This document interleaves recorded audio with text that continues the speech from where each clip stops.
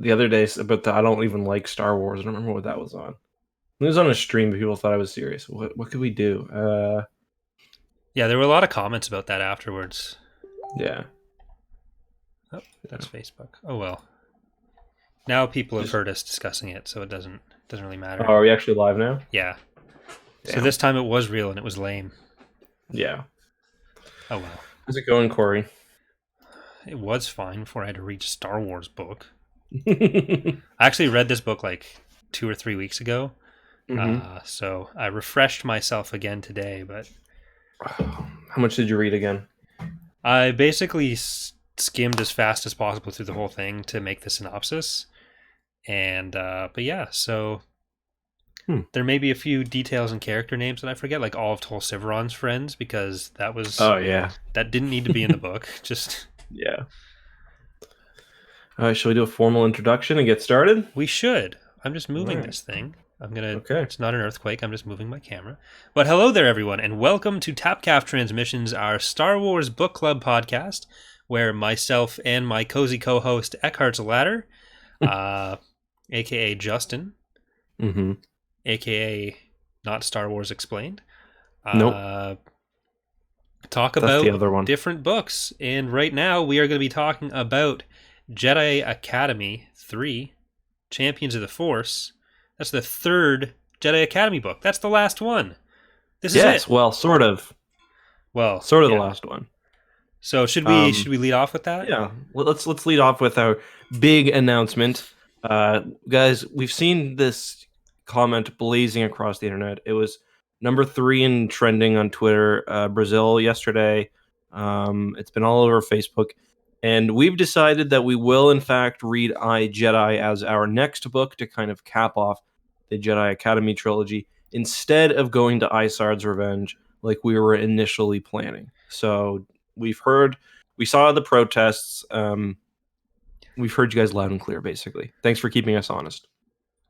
Yeah, so we figured we needed to ease back into Corrin. So we're going to... I guess it's not really easing back into Corrin. It's a good transition between Jedi Academy and... To be honest, Corrin is just the pure sexual energy that will get everyone through this pandemic. So they're like the Thirsty Stackpole rating in iJedi is just off the charts. So, oh well, I haven't read it for ages. I've got it sitting on my bookshelf to my right. To my left. It's I think my only hardcover Legends book. Is that one of the ones you got in that? Last haul that you showed me, or was that something? You know how that Twin Sons Foundation, like how they donate books to kids, like in hospitals and stuff. Oh, you steal them? Yeah, I do the opposite. I steal them. Right, from that makes sick kids, especially. No, but it was. I did get it in one of my last book hauls. I got like 30 books, over my last 2 hauls, I've gotten like 30 books for like $50, so it's good. Not quite as good a deal as you get online, but. Yeah, after I got I think I ordered like 50 online that time for like 10 cents each. I paid easily twice as much in shipping as I did for the actual books, but I was happy with it. I need to start, once the world opens up again, going for my Value Village trips.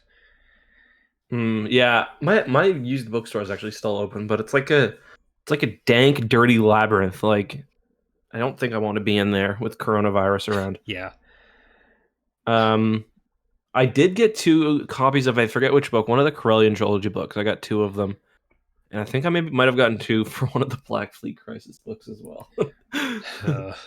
I think those are going to be the ones that show up most in used bookstores after this, because maybe while everyone's like isolated, they're going to just go back through, read their Star Wars books, and they're like, well, buy back Black Fleet Crisis. I don't know. I don't. Yeah, we'll see. That and just there is always a lot of Swarm War in there. Yeah, that is true.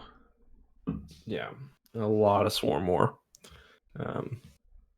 So I mean, I find all my books are in really good quality, which is kind of funny because I've read this. I got the 3 Jedi Academy books. I did own them as a kid, but those have been lost to time. But I got these new ones off Amazon with like the Legends banner, and I've read them once now, and the spine is already like in really rough shape. And like I'm not like brutish with my books. Like I don't like, you know, I treat them about as good as my son. So like he doesn't have any bruises or anything. Well, I That's not saw the video that you posted on Twitter of you using the little squirt gun on your books, and that's just, I think that might be what's going on there. No, that one was against my son. It's okay. I always get them confused.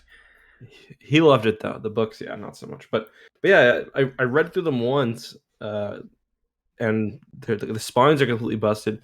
Same with my Essential Guide to Warfare. I've went through I think 4 versions of those because the binding on that is just really terrible. Yeah, but if you read it every day to make a video, then yeah, the Essential Guide to Warfare has put Gus through university. Yeah, you've got to branch out to like RPG guides like me.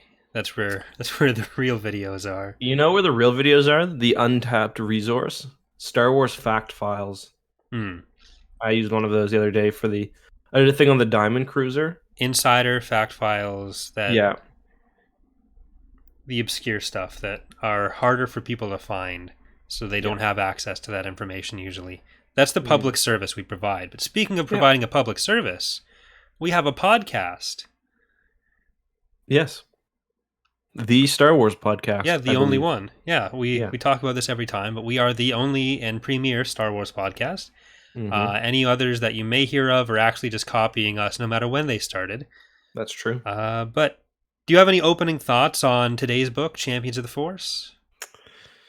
Yeah, I've got one. Oh, sorry, that was really loud. I just topped out my audio. Corey, you're gonna have to fix that in post. Yeah, I've got one thought. And it's kind of about my fan theory from last time that it's not a fan theory at this point. This is 100% confirmed in text in Champions of the Force. It had been a fan theory, and I was half joshing about it, but I did think there was some stuff there about Akbar and Winter. You know, he was probably using his muscular hands, which get another shout out in this book, to maybe slap some cheeks. And there's a clear, like, I'm not gonna say sexual dynamic between Winter. I am, and you are, yeah, okay. Anything involving Akbar is sexual, but there's some clear romance between Akbar and Winter. You see it especially because you messaged me before I'd finished the book saying like more Akbar Winter things, and I think the clearest scene of their romance is the very last one. Yeah, it was the most clear. Like, you can read scenes with Han and Leia, and there's far less sexual tension than with Akbar and Winter. Yeah. Like, it... Well, here, I can just read... Because people probably think that we're memeing around. No, this is 100%. We do joke on this Only Star Wars podcast sometimes. But let me just see if I can find the quote. It's one of the last... Is it with when Silgal's curing Mothma? No, it's like when they're at the at Anoth still. Yeah, it's not Anoth. It's when they're at they're back watching the new tower get like tested. Remember on the new what's the planet called again? Where he crashes the shit. Oh, Vortex. Vortex, yeah. Right. Basically the epilogue scene. Yep. So. Akbar nodded solemnly, looking at the human woman. Wait, did you say nodded or nutted? How do you nut solemnly? I don't know. You just take a moment of silence afterwards? You just fucking went straight into that. Like, okay, it's going to be a slow build up. Just the scene opens, Akbar. Looking at the human woman who had served for so many years as Leia's close personal aide, I am pleased that you yourself have been freed from exile on Anoth, he said. I was concerned for you. Your personal talents and perceptiveness are greatly needed, and I have always valued your input. Akbar could see that Winter masked her expression carefully, allowing just a glimmer of a smile to show that she was holding back as much as he was. Good then, Winter said. We shall be seeing a great more deal of each other in the times to come. Akbar nodded to her. I would enjoy that. They're for sure, doing the deed, 100%, right? Yeah. And come on, Admiral Akbar held himself rigidly at attention beside white-robed Winter. Come on. Yeah. What else could that mean? if I were in grade 12 English class again, my teacher, Madame McDonald, or Miss McDonald, I don't know why I said Madame, probably because she taught me French as well. She would have said for sure that Akbar there represents a penis. Kevin J. Anderson is on Twitter. I think, without being rude, we should probably just spam him questions. Like not like spam, but we should all just ask if he meant for it to be romantic. I think it's pretty clear that he did. Yeah, like Especially I think given that's the last book. That's entirely reasonable. Like it has gone past funny fan theory into legitimate thing that is probably happening. Yeah. I was kind of disappointed at the quality of online Akbar Winter fan fiction. This is actually why we weren't able to do the podcast last week with how we were supposed to. Yes. I said it was because Justin was busy, but it's actually because he didn't actually read the book yet. He was too busy looking up Akbar Winter fan fiction. Just and then eventually writing my own to fill the void. Bring some light to this goddamn dark internet. Yeah. So I've kind of divided the book into 4 plots. There's the Kyp stuff, the Luke stuff, the Mon Mothma and Anakin stuff. I've kind of grouped together because it's more of a Fergan subplot. And then we have what I like to call the Death Star or unnecessary plot. Yeah. I do have to say, going really in, weird. Yeah, like it's very strange because, like, Exar Kun, and by the way, I'm listening to the audiobook for this as well. And was it abridged? It is abridged, but it's a good abridgment. But the narrator, whenever he says Exar Kun, he says Exar Kun. Just like, excuse me. Just like really weird how he says it. Like every time, it takes him like 10 seconds. He's like, Luke walked down and he saw the spirit of Exar Kun. Like, it is a weirdly paced book. It must be an easy one to abridge because there's a lot that you can kind of just get rid of. Yeah, because that should be like the defeat of Exar Kun should be like at least happening alongside the final battle, but it happens so much before. It happens like probably literally half of the way in. Yeah, like there's basically 3 things you really need to resolve in this book. The main one is supposed to be that Luke is the main one is basically that Luke is knocked out and Exar Kun is around. Exar Kun is around. And Kyp is going around blowing stuff up. And by like chapter 13 is the one where Luke is revived and Exar Kun is defeated.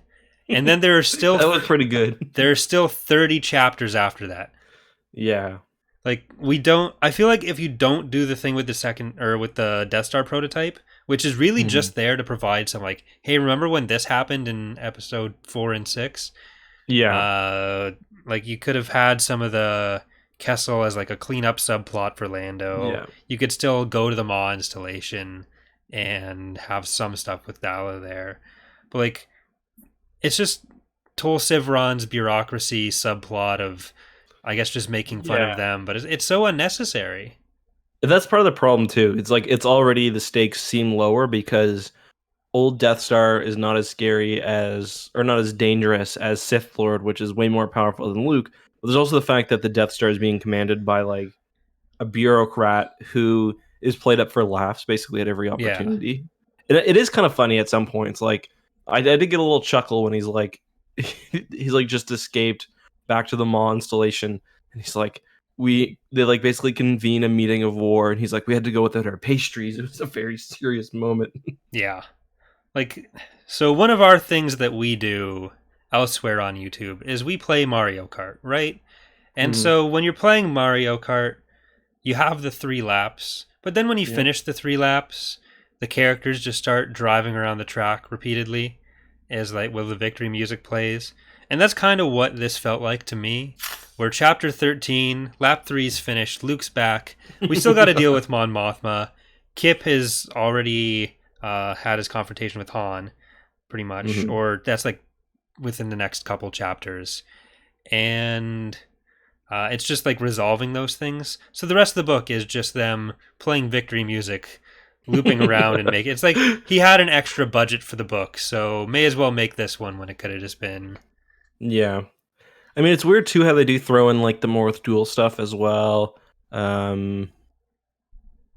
Like that's a scene that doesn't really need to happen, I guess. I mean, it's cool, but yeah, it is very weirdly paced and it does detract from it a little bit. I didn't dislike the book as much as you did, though. I definitely got the feeling that you were much less of a fan of this book than I was. It's still probably my least favorite of the trilogy, but I think there's some good in there. Like, yeah, there are parts of the book I enjoyed. It's just there was so much of it that I felt like didn't need to be there. Like it felt like it could have ended so much earlier. And basically, when the resolution to some of the main plots just felt so unsatisfying, but then they still had 20 to 30 other chapters devoted to stuff that was introduced and didn't need to be introduced. Yeah. Then, like, at what point does the New Republic ever talk about the threat posed by the Death Star prototype? Never. Yeah, exactly. They don't get, no one, there's nothing that's really happening with any of it. And when the way they solve the Exar Kun problem is just that they stand in a circle, say something inspirational, and stab the ghost, I guess. They go, got him. Yeah, like it. Sorry, Exar Kun. Yeah, it is kind of strange. Like, there are parts that could have been removed. Like, Kyp flies around to Coruscant in too many places. Like, it should have just been kind of a rash judgment, I think. Like Luke just, he says like, Kyp, you're back on the case for now. Yeah. like here's your badge, here's your gun, we'll talk later. But yeah, it is a little weird. What was I gonna say? But yeah, I guess it is what it is. Yeah. So do you want to start with the Luke stuff, because it's all kind of self-contained, and we can. Right. Luke gets knocked the fuck out of his own body, which is pretty impressive. That's, I guess, in the last book. But Yeah. Leia, who continues to prove herself to be just an absolute phenomenal mother in this series. It ends with one of my favorite quotes is like, "We've brought Winter back to Coruscant to protect the children. I'll never let anything happen to them again." It's just like, I've got new duties that I'm not gonna be able to see my kids as much as I even was before. It's like, that was twice a year. Yeah, like, goddamn woman. But yeah, so Leia starts off with bringing her kids to, Jason and Jane anyway, to Yavin, and Luke is sleeping. He's taking a few days off. And yeah, that's I do like the Jason and Jaina stuff actually early on in this book, because it reminded me of like Junior Jedi Knights. Yeah, which will be getting Junior Jedi Knights at some point. Yeah. I just love, what's the book? Is it Heirs to the Force, I think? Or is it is it Heirs to the Force? That's book 1 of the Young Jedi Knight series, and that was one of my favorite books as a kid. I did like I posted on Twitter before, but I did like there was like a thing in one of my classes, like one of my elementary art school classes or whatever, and it was like, make a movie poster. So I did Star Wars Episode 7, Heirs to the Force, with the book cover with like Lobaka and Jason and Jaina on it. I think you sent me that before. Yeah, I think I did too. In like grade 8 art class, I think I did like a drawing of Destiny's Way cover. But like, it's pretty cool, man. The Jason and Jaina stuff is cool for them, but it really does highlight how irresponsible every adult around them is. Yeah. Because there's this Sith Lord on the loose, and when they're dealing with his attack on Luke, Leia says, "R2, watch the twins." Now, we as Star Wars fans know that R2 is easily the most competent person in the Star Wars universe, because he blows up everything that's a threat to anyone, saves everyone's ass on every possible occasion. But yeah. I can't co-sign the idea of having R2 watch Jason and Jaina in the Sith Lord's attack. Yeah. And then definitely not R2. Luke decides that because Jason and Jaina can see and hear him, what he should do is arm the 3-year-old with a lightsaber and have Is it he fight. even 3 or are they 2 at this point? I think they're 3. Thrawn Okay. Trilogy. No, I they're thought they were 2.5. Or because it 2. would be 8 or 9 ABY for Thrawn, 9 ABY for Thrawn Trilogy. This is like Yeah. 11. So yeah, they're Yeah. 2. I'm gonna generously say 3. Yeah. Now, Like twice as old as Gus. yeah, There's 2 of them. and like having met a 2-year-old before, this seems like a bad idea. Like, I know what I would trust my nephew to do or not do, and Nothing. anything involving any sort of motor function, it's not. Yeah, I've got a 2-year-old niece as well, and Gus is 1.5. There's literally nothing I would trust a 2-year-old to do. Nothing in the whole world. Like, yeah, I get that Luke is like controlling him in a way, but like, you don't take that risk and get your 2-year-old nephew to fight these giant angry Sith death birds that are bred as war machines. Yeah, Luke's like, go on, because it's just kind of funny because Jason like takes the elevator up and Luke's like, finally, like get going, like I'm about to be stabbed. Well, I've been researching, like anytime Jason or Jaina comes up in a book, I've been like making notes a bit because I do want to do a longer form video on like each of them. And one of the big things in the Jedi or Young Jedi Knight series is Jason arguing with Luke about like, I'm ready for my lightsaber. And there's, oh no, you're not old enough, you're not trained enough. But he gave him one as a fucking 2-year-old, so you lose the argument, Luke. Yeah. Well, doesn't he? But then he cuts off Tenel Ka's arm, doesn't he? Yeah. Well, that was Tenel Ka's fault.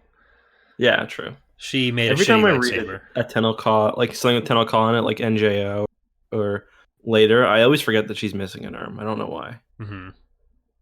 Some like, doesn't Dala lose an eye? And I always forget that. Yeah. Is that actually covered in any?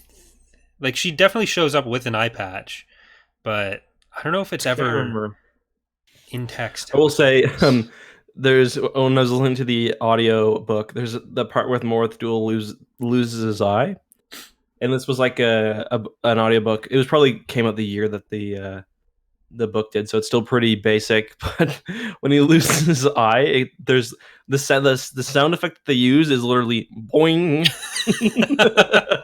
Does that sound effect also play in any of the Akbar Winter scenes? Well, I made that sound effect play, but it also the how he screamed. You know that one? It's like the wah, like the really like the on. I don't know if I can play it and if you can hear it, but it's just like it. It's like yeah, like that. Yeah. You know that one? I had to listen to it so I could emulate it. Well, when they work that into a bunch of books as well, or sorry, a bunch of audiobooks as well. And in this one, it's when Karita's blowing up. And, Kyp is howling in despair as his brother dies. They play that Howie scream. Yeah. That's questionable. Yeah. Funny. So the other thing when Luke finds out that Jaina and Jason can hear him is like Jaina and Jason point out that he's there, and all the time, oh my god, he's here, and then they just leave the room. Yeah. Like maybe like tell mom or somebody. I do like to. Well, I don't like it. Hurt my feelings actually. There's that scene where R2 is like checking out Luke's body and like going through his pockets for change and shit. And he goes up. There's no one in the room, and just like R2 gives off like a sad beat. And Luke's like, "Wow, if droids could feel emotions." And I'm like, "What do you mean if?" Like R2 is literally up here being sad. There's no one to observe him. Like that's not just a programming response. Like the treatment of droids in this throughout Star Wars, it just like C-3PO in this. He's just like C-3PO comes through in the end. He's brave even, but you know, he babysits the kids like every day. Yeah, I don't know. Yeah, and that just kind of goes even more towards like pay attention to your goddamn kids, because you don't think that the droid is an actual emotional creature.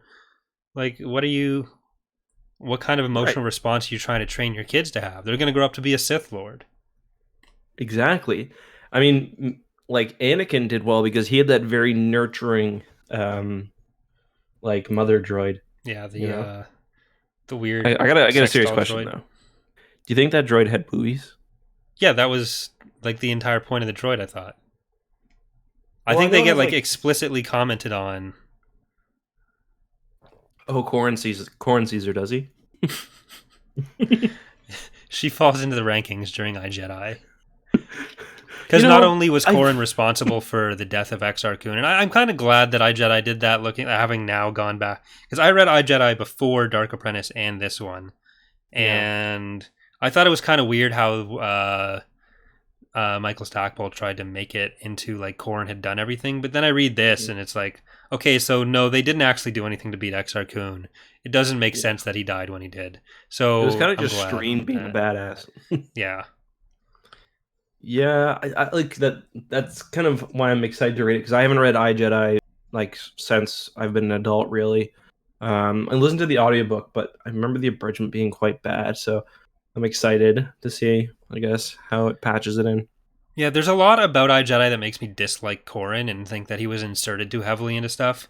But there are a Hmm. few things with the Exar Kun plot that just I Hmm. really don't think are resolved properly in Yeah. Exar Kun that don't get resolved properly in Champions of the Force that I think iJedi does a much better job explaining.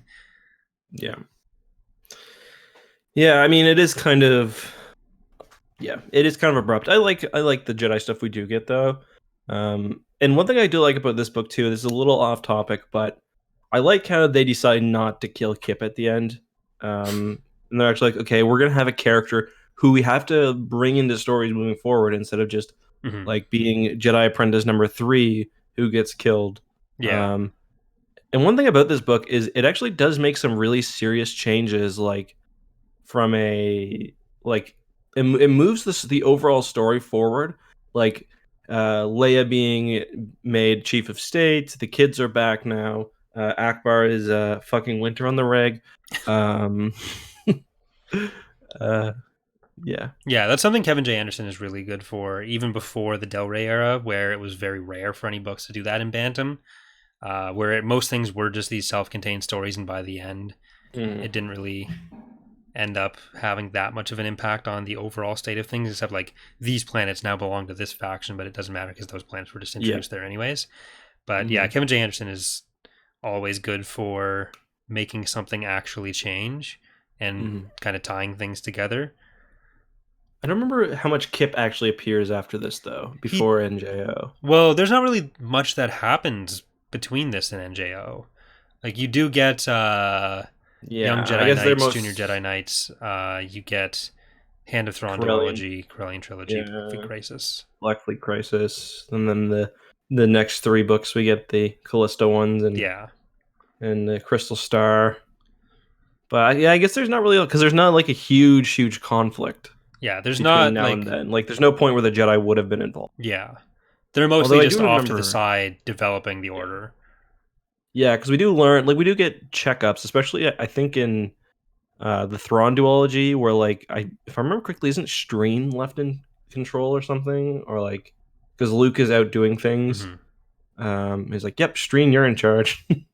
Yeah, usually it ends up being like Cam and Tion that end up in charge of the academy when Luke gets bored with it and moves on to play with other toys. Yeah. But one thing that I do really like about not killing Kyp is that Star Wars very often just when someone does something bad and they want to atone for it, they just die. So like Vader, now we also have Kylo. It's very common in the movies especially, but it happens a lot in books too. So with Kyp, we finally get a character that like did something terrible, like just one of the worst things that ever happened, and is actually forced to atone for it in some way, even if like the New Republic says like, oh, we have no actual authority to punish him for this. This is a Jedi matter. Like, no, don't you though? Don't you have courts? Like this is War Tribunal. This is why the Jedi got wiped out in the first place. They can't be above the law. Yeah, my mother's like, well, I guess there's nothing we can do about it. All right, It's like, bruh, we do brought you you not have here. courts yet? Here's the entire Provisional Council. We're not a Yeah. judicial body, so no one in the New Republic can charge you with anything. You know what But we're gonna do, wait, though? what were you doing to Akbar in book 1? Were you not were you not deciding whether to remove his rank or not? Like, okay, like I practiced, like, when I was doing law stuff, it was administrative law, and I'm just gonna tell you that somebody within the government had the administrative capacity to say, hey, probably not cool to do that. Kill 1 billion people. Well, they decide very, very wisely that Luke should be the one to decide his fate. And the... Luke's like, how epic was the explosion? Pretty Give me much. enough details, you're off. Well, his whole thing is like, but Leia, you've got to tell them he could be the most powerful Jedi. It's like, that isn't good. No one wants this. Leia's like, it's literally her first day in office. She's like, can I do it later? He's like, gotta do it now. All right, now, you're going to have to trust me on this. You know how he blew up that planet? Let's give him that weapon back. I'm going to make him more powerful. Maybe he blows something up, but if not, maybe someday he'll be really useful. And by NJO, there will be about 150 Jedi that follow him. I know we don't usually read the comments because we do this podcast, but someone said that court from Rogue Squadron giving the side eye and sweating. But yeah, I don't know. The whole like government structure of the New Republic at this point doesn't really make sense because how do you just decide who gets to be the next leader? Like, yeah, Mon Mothma just passes it off to Leia. At least NJO kind of fleshes that out more, whereas like it's a Senate election, so the senators vote on the chief of state. Yeah. So, and that's kind of what the Old Republic works like as well. Yeah, I mean that does make sense. But I guess like maybe they're still, because they're still in such formative years, maybe like they're just taking like the It's been a decade. Yeah, I guess. That should be like the one thing that they... How long it's been. Yeah, I mean they really do make it seem like Mon Mothma's gonna die as like at the like she's on death's door. Yeah, and she gets healed by Silgal with literal millions of individual things being removed. I still kind of like that part though. She gets saved and then she just kind of never does anything again. She tells Luke to help Lando get laid in Krellian Trilogy. That was kind of... No. Sounds like a real bro. Yeah. But yeah, she doesn't really appear very much after this. I remember she's in like that picture from of the what's it called? The Galactic Concordance or whatever it's called. The Imperial New Republic peace always has her shaking Pelion's hand with the Pelion Garrison Treaty, or she's there, Garrison's there shaking his hand, but yeah, she's in the background. I'm just like, man, she's probably old as hell by now.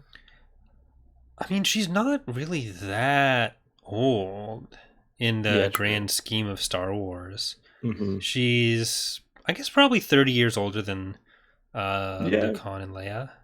So she's basically Han's age by Fate of the Jedi. Yeah, maybe even a little younger than that, because that's still 25 years later. Yeah. So... And yeah, she is in Jedi Outcast because she's the one who gives the order. But when is that set again? When's Jedi Outcast? I think Jedi Outcast is a couple years after this. Yeah, it's not set as late as Jedi Academy, and I think she is in Jedi. Is she in Jedi Academy as well? Can't remember because it's one of because it's Luke's students who are basically causing shit in Jedi Outcast. I think what's his name from Rogue Squadron's also in that. Why am I totally blanking on his name? Wedge Antilles? No, the blonde one. Why am I forgetting his name? Tycho, yeah, I think Tycho's in that game. When they're on I forget what ship they're on, but I think when Rogue Squadron comes in, I think it's said to be Tycho if you put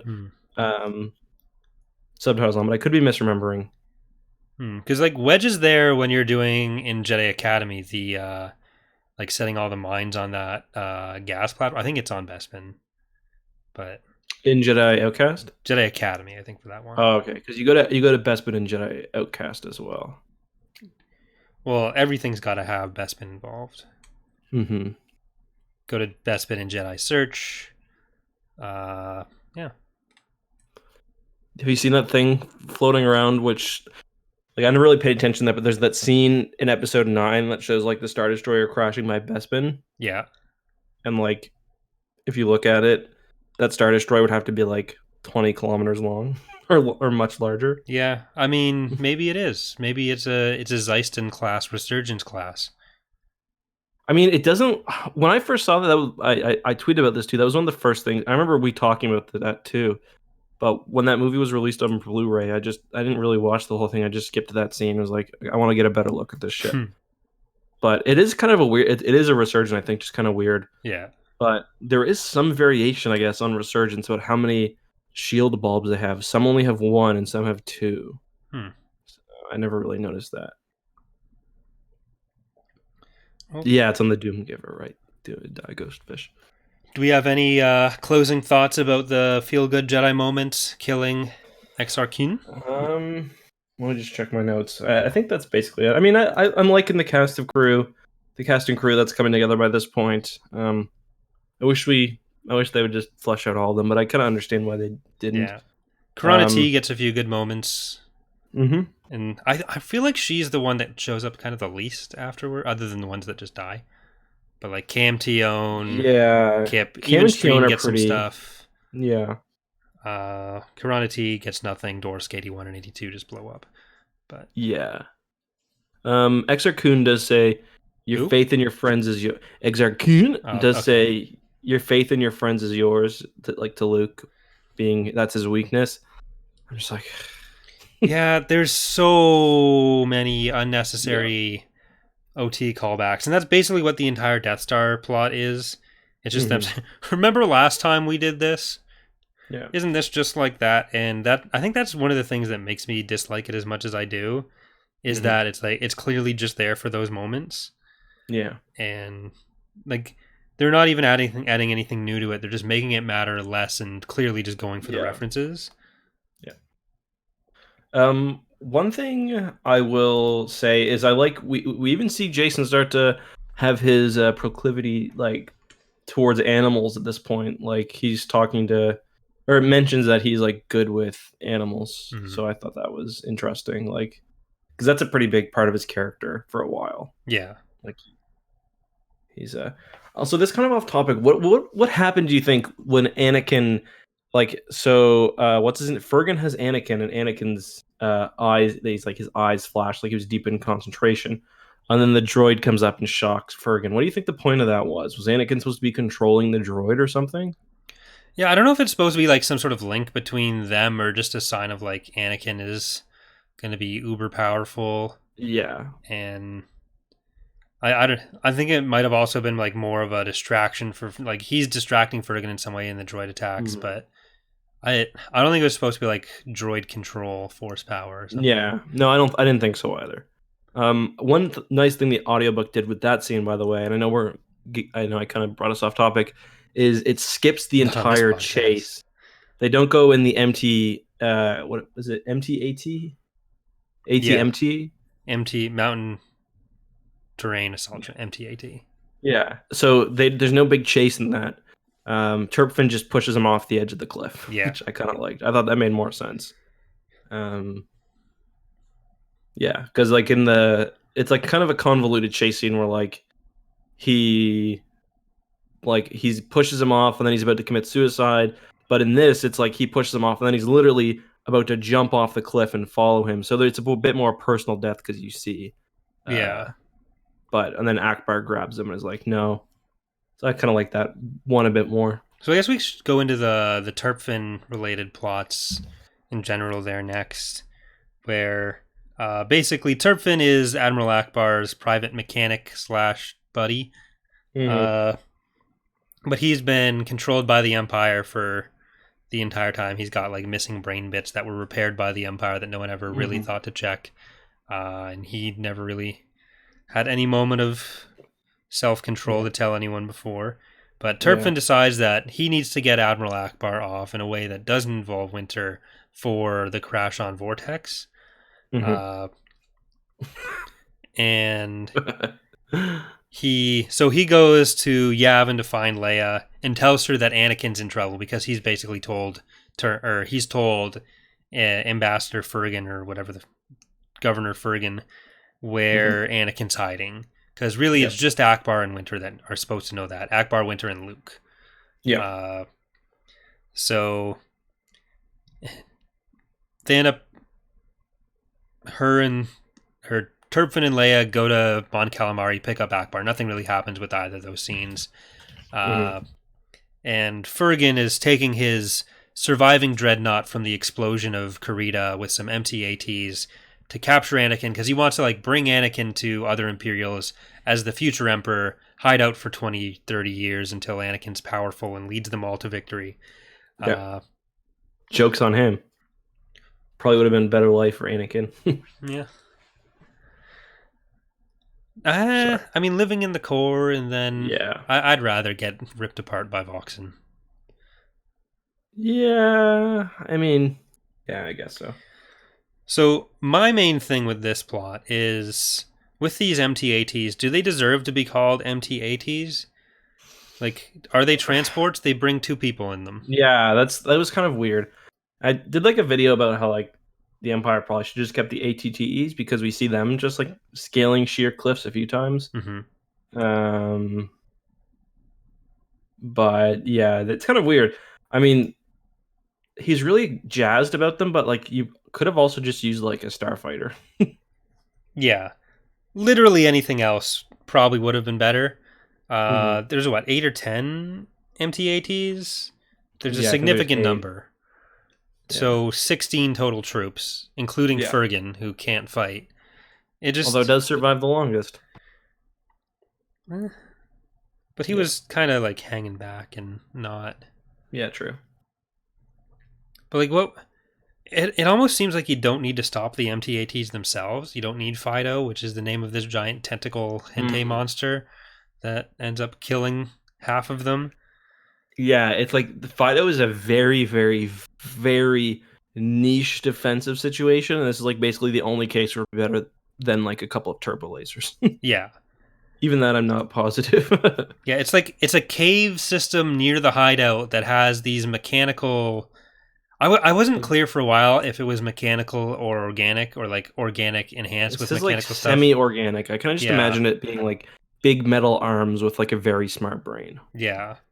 And it wipes out a bunch of the transports, but I think they're down to 10 people or 8 to 10 people when they get into the base, so it does half of it. Much more expensive. Just get Winter to shoot them all. Yeah, or I mean, the much better strategy would have been to just take Anakin into the room that had all the assassin droids. Yeah.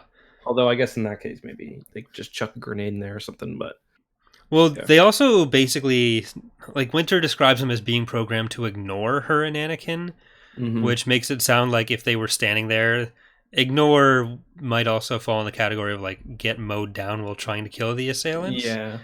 So it I don't know, but maybe get some of them stationed elsewhere. Yeah, just get 10 really great droids and just put guns inside all the gonk droids and maybe you got yourself a stew going. Yeah, Lando militarizes the nanny droid with YVH droid technology later on. So just basically do that with the gonk droids, and I'd pay to see a movie about an army of gonk droids. I mean, we do get that scene in Solo. I was not a huge fan of that movie, but the scene where they're on Kessel and there's the big droid revolt, I thought was pretty funny. And there's just that one, not quite a gonk droid, but it'd be a gonk droid's cousin. It's just stomping the shit out of one of those terminals. It's just hilarious. I actually watched Solo the other day. So only my second time. It's not that bad. Yeah, I watched it a few months ago with Dana because the only movie she hasn't seen yet now is Rise of Skywalker. And I like both of the standalone movies quite a bit. Yeah, I mean Solo is really fun. I gotta say, it's it's just a fun little one-off story, and there's certain things I don't like. Like I don't think it's filmed very well. Certain bits, like the best example is when they're on what planet is it that they're on? The second one, the one from Splinter of the Mind's Eye, where Han is as an army trooper. When he meets Chewbacca? Yeah, what's the name of that planet again? Wasn't he on Kashyyyk? No, it's not Kashyyyk. It's I don't remember. Oh, it's the one from Splinter of the Mind's Eye. What's it called again? But yeah, like that part, for example, that whole battle is just like so dark that like literally nothing is going on. And it's just like there's a few Mimbomb, isn't that okay. it? Mimbomb, yeah. And there's like a lot of it that's like not even, yeah. But I don't know. The movies is fun. I kind of wish I hope they do more of that style. Like, yeah, just like one-off stories. Like, even if like, because I'm a real, and I think The Mandalorian kind of convinced me of that too. Because before I was quite a bit of like, if it doesn't have Jedi and the Force in, I'm gonna be way less interested. But yeah. Yeah. But yeah, so you already kind of covered the ending chase with Turpin. Yeah. And I think we kind of get that in the book because it's your punishment, Turpin, is to live. And it's right after Kyp's thing, so it's supposed to make us... And Akbar's thing as well. Yeah. So... like, there's some sort of theme that he's going for, but it's like, it's kind of... I'm not trying to be insulting, but like, it's very surface level. Like, it's almost like a truism. Like, if something bad happens to you, then you could still do good things. Like, I don't know if there's something else, like a deeper theme. I don't think so. I don't know. Yeah, I mean, I think that's kind of how Kevin Anderson does villains almost, is like those kind he does them all right because it's giving them something else to work towards. But one of the things that I've kind of noticed throughout this trilogy, and I can't remember if I brought this up on the last podcast or if it was something I was thinking about since then, is that he doesn't handle the actual villains great. Like if I'm gonna make a complaint about Kevin J. Anderson's work in general, I kind of feel this way about the Jedi Academy Trilogy, this way about the Young Jedi Knight books, which are a bit more understandable because it is aimed at a much younger audience. Yeah, and even with Darksaber, with the warlords and everything, if you look at Dala in this series, she's just like cartoony villain, incompetent. You get that. Yeah. More of that gets transferred onto Tol Sivron and Morth Duel, and, where there's nothing they're doing correctly. There's no chance they have its success. They're not working for any. Like Dala's even saying, like, I just want to cause pain.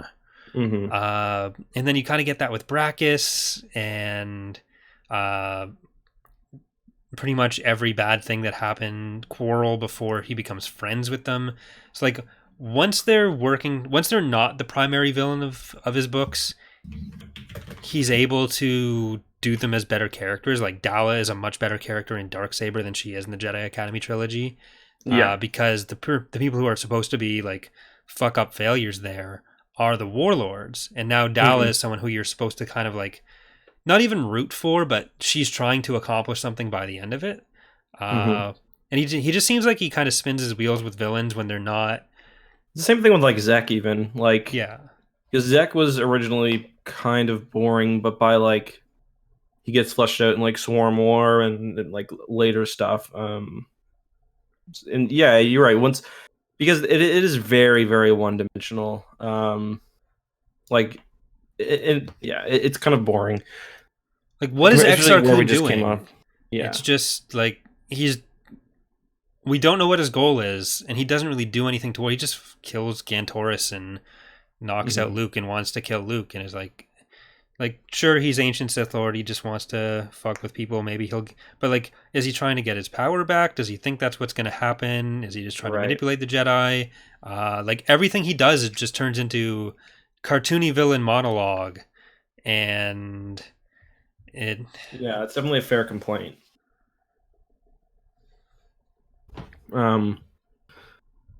Yeah, I mean, the writing in this whole era is hit or miss. I mean, especially where we come off like the Thrawn trilogy a few books ago, it's like a lot of it now is just about kind of getting you back in the universe, which Yeah. is kind of why I give these books a lot of leeway because I just really enjoy reading them. Because although, like, I mean, if when you watch A New Hope, like the villains are pretty, one dimensional as well. Mhm. Uh, and these books, for me at least, do a good job of like making me kind of just get back in that feeling, I guess, which is why I enjoy them. But those criticisms are definitely super valid. My favorite part of the Turpin subplots, so like the Mon Mothma, Anakin stuff, because Turpin then tells Akbar Mhm. and Leia and Mon Mothma. I think it's actually a conversation with Akbar and Mon Mothma where he tells them how Mon Mothma was poisoned, Mm. and uh, so there's no hope. He's like, "We're screwed, man. We're screwed." But uh, my favorite part of it is when Leia is visiting Mon Mothma, and it's kind of set up as like this is Mon Mothma's last Mhm. days. This is Leia's coming to say goodbye, and Mon Mothma says, "Leia, you came," and Leia's like, "I came because you asked me to." It's Yeah, like, it's like what the fuck? Jesus. Like you have to tell her that. Like, why don't you just want to see her? Like, Yeah, yeah. like I get that what he was going for there was like you asked me to. I couldn't turn down that request, and Yeah. I want. It's implied that I want to see you to. Just the way that it's But like she's pretty specifically much written dying, so is like, yeah, it's funny too because in the audiobook at that part, it's playing like the music that plays when Vader's got his mask off and is dying. I think mm, so. It's like if you've never read it before, it really seems like she's gonna die that night. So it's like Leia, like have some tact, god damn it! Like you've been doing politics for how many years? You don't know how to be nice to someone. yeah, Leia's not the most socially aware in this book. Leia's like, I've exhausted your political capital. You are. Time to die. You may still be alive, but you're already dead to me. um, yeah. She's like, I've got Winter now. She can do everything for me. Well, we already had Uh, the Leia Winter swap theory last time, yes. and we had the Leia doesn't know how to pack or set up a base at the early parts of Dark Apprentice. Oh yeah. Just kind of like, yeah, Luke, we sent you 30 tons of scented candles. Enjoy. There's no food, but we have 3 crates of origami crane. I love how speaking of food, whenever they go on the Falcon, maybe I think they mentioned it once in this it's like the food processor just as shitty like Corellian Yeah, like fast food. It's like burgers basically. yeah. I like how a Nerf lot of steaks. books set up Corellia as being like if a greasy diner was turned into a planet. Hmm. Was it Courtship? Which book was it where Leia got the gift for Han and it was That like, was book one of this. was it the Yeah. Burger King song? Yeah. Cause she's like basically for those who don't know, she basically is thinking that she's getting Han like this relic or this like piece of high art from Corellia, but it's basically a statue of Ronald McDonald. Or like the ShamWow guy or like something like that. It's barely even Ronald, isn't it? It's like Grimace. Yeah, basically. Oh, those are pretty funny. Yeah, Yeah. a pretty funny section. Luckily, Silgal, MVP in all plots, comes Yeah. forward to heal Mon Mothma. She was hesitant to try at first because I don't know if I can do this. And Akbar's like, "This isn't how we do things on Mon Calamari." He's like, maybe you can though, and she's like, we'll see. "Me and Winter are gonna go stand in that closet. And by the time we're out, Mon Mothma better be cured." Did you notice when they went to Mon Calamari, Akbar to take off a breather? Akbar does? Yeah, or he takes off one of those things. I guess maybe it was for communications. Oh, I think they set it up as like Quarren are the ones that actually live underwater, and Mon Calamari live on the Hmm. cities above water. So I Yeah, think it's intended in this for Mon Calamari to not actually right. be able to breathe underwater. Yeah, that So wouldn't hold for very long. yeah, Or maybe it would. I don't know. trying to think if there's anything other than like Clone Wars that actually shows that. Maybe Well, not. I don't notice in Clone Wars because I'm too busy looking at Kit Fisto's abs. Those episodes were awful. I hated those episodes. It was like 3 or 4. The Mon Calamari invasion. I thought it was so boring, and it's all underwater, and it's like they had no FX budget for it. It's just like there's like never any like cool fish or anything in the background. It's like we're swimming through water. What's in the background? Oh, it's just blue. Sweet. Well, isn't that the point when it was all just funded by George Lucas's pocket change? I mean, yeah. That's some considerable pocket change, though. Yeah. Well, this is pre-Disney, so he only had so much pocket change. Yeah. He was only a multi-billion millionaire, not yet a billionaire. So I think that brings us to Mr. Kyp Durron himself, and what he's up to in this book. Kyp Durron. Don't think that's his nickname. I mean, we'll see. Kyp the mass murderer Durron. Yeah, that's probably more accurate. So the book opens with Kyp blowing up Karita and regretting it because his brother was actually still alive. So You know that Donald Trump quote where he's like, I forget exactly what he said. It's some dumb shit, obviously, but it was like, and presumably some good people too. He's like, they're not sitting with bison rightus. Yeah, that was basically Kyp when he was blowing up Karita. Just doesn't give a shit. It's like, eh. And then his brother's like, oh wait, yeah, okay, maybe this wasn't very smart. Why though? Like, why do they lie to him? Like about his brother? I don't know what they were trying to accomplish. The worst game plan. Yeah, like tell him his brother's still alive, and then he'll be like reluctant to blow it up. Like, yeah, they were just trying to stall him because he gave him like 1 hour to find his brother, which that's a mistake on Kyp's part. But the fact that they decided that their fake story they should go with was that he was dead is not like, if you're in a hostage situation, which is essentially what this is, and you're the person holding the hostage. Yeah, if you're holding the hostage, your first contact with the police isn't, don't worry, I already shot them. Well, you figured out step B. Yeah. There's another really questionable decision in this book. I meant to talk about this earlier. When Turpin is running away from Coruscant, he handles that in like the worst possible way. And then he gets somebody killed. Yeah. He steals a fighter and gets someone killed. Like, he's literally the head of like Akbar's like personal Mon Calamari engineers. He could have just been like, yeah, I'm taking this fighter. And I don't think anyone would have said shit. Said he's like stunning people. Like, he's probably causing serious brain damage among like some of the species. He stuns an Ugnaught and a human.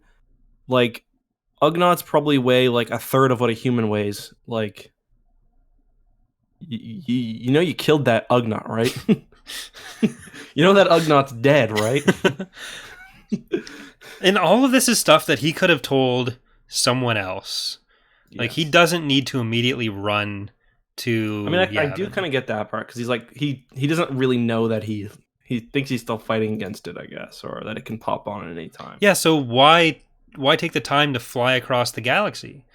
Why not find one of the many people who are more trustworthy on Coruscant than you, who probably have a way to contact Leia, even if like your priority is Akbar, but which like his priority was telling Leia that Anakin was in trouble, and also clearing Akbar's name, and apparently holding on to the information about what's going on with Mon Mothma, who was on the same planet as him and could have been addressed at any point.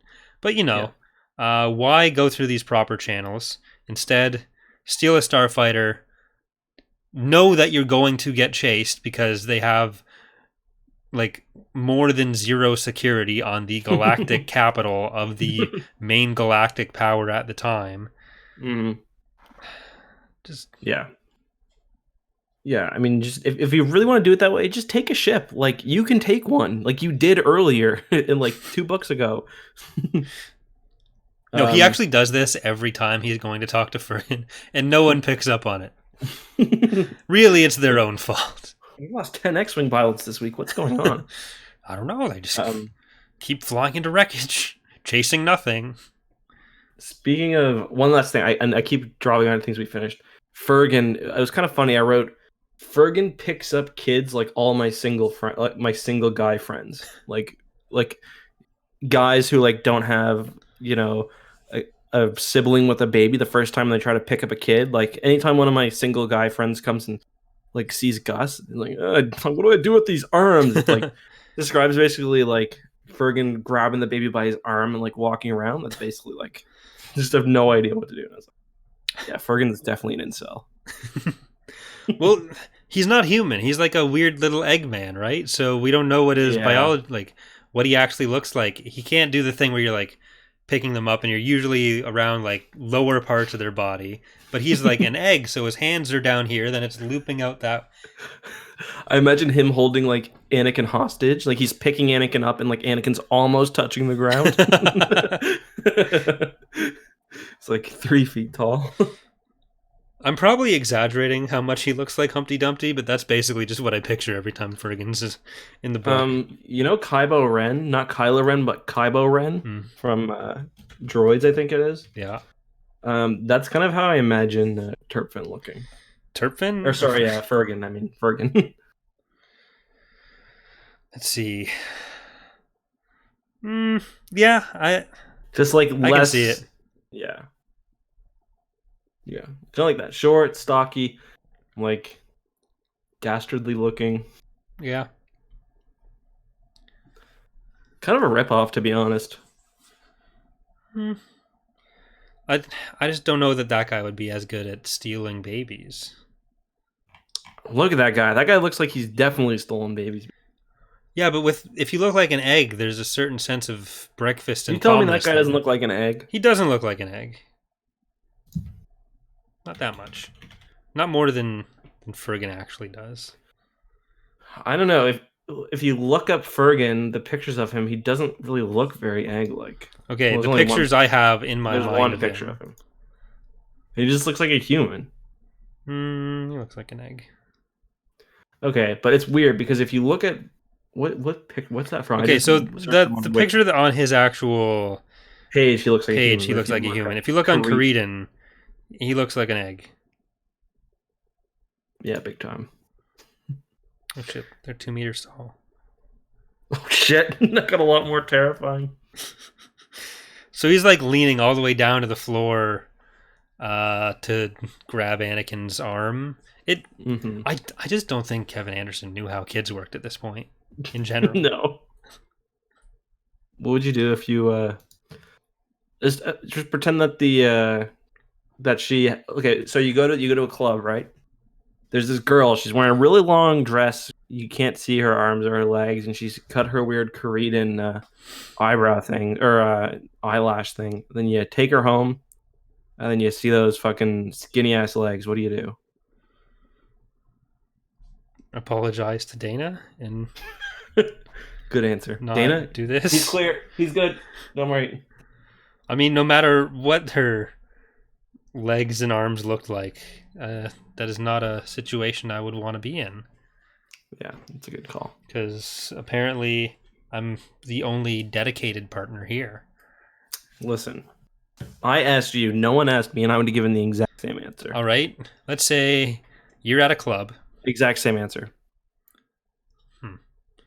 So I do like how the distinctions is spindly arms and legs, 3 digits and hooves. Also squarish faces. Very good. So, with the hooves, does that mean that they'd be into something with Ekwish, whatever the horse's name was? Oh, Hokash Ekwish? Yeah. Maybe.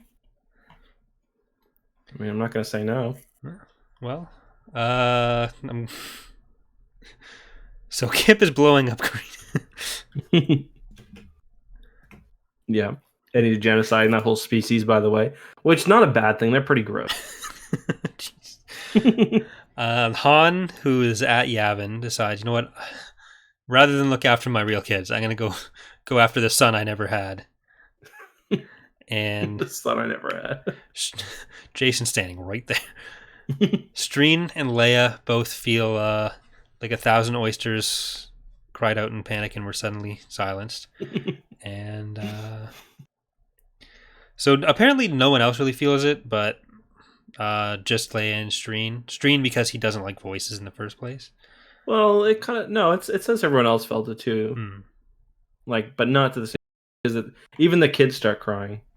Yeah, but they're crying because they have terrible, inattentive parents. They haven't been fed in 3 goddamn days. 3PO and Winter out there. Who? What is Leia supposed to do? Pay attention to them? Fuck that. It'd be funny if she arrives on Yavin and immediately just hands the kid to like Gantoris' still smoking body. That's just the room they stay in, and no one's moved his body. Luke, I get that you're short on space, but can you give me a goddamn dustpan at least? Well, who would be asking that? Because Han and Leia don't give a fuck. Yeah. What do you think they did with Gantoris' body? Do you think they just yeeted him into I'm pretty sure Dorsk ate him. Because, like, I showed you that picture of, like, the rat my cat killed, right? Yeah. Yeah, I just, like, when my cat killed the rat, I took him, I put him in a dustpan. I opened the back door. I went off onto my deck, and I just threw him like a lacrosse ball. So like, I just launched him into the woods.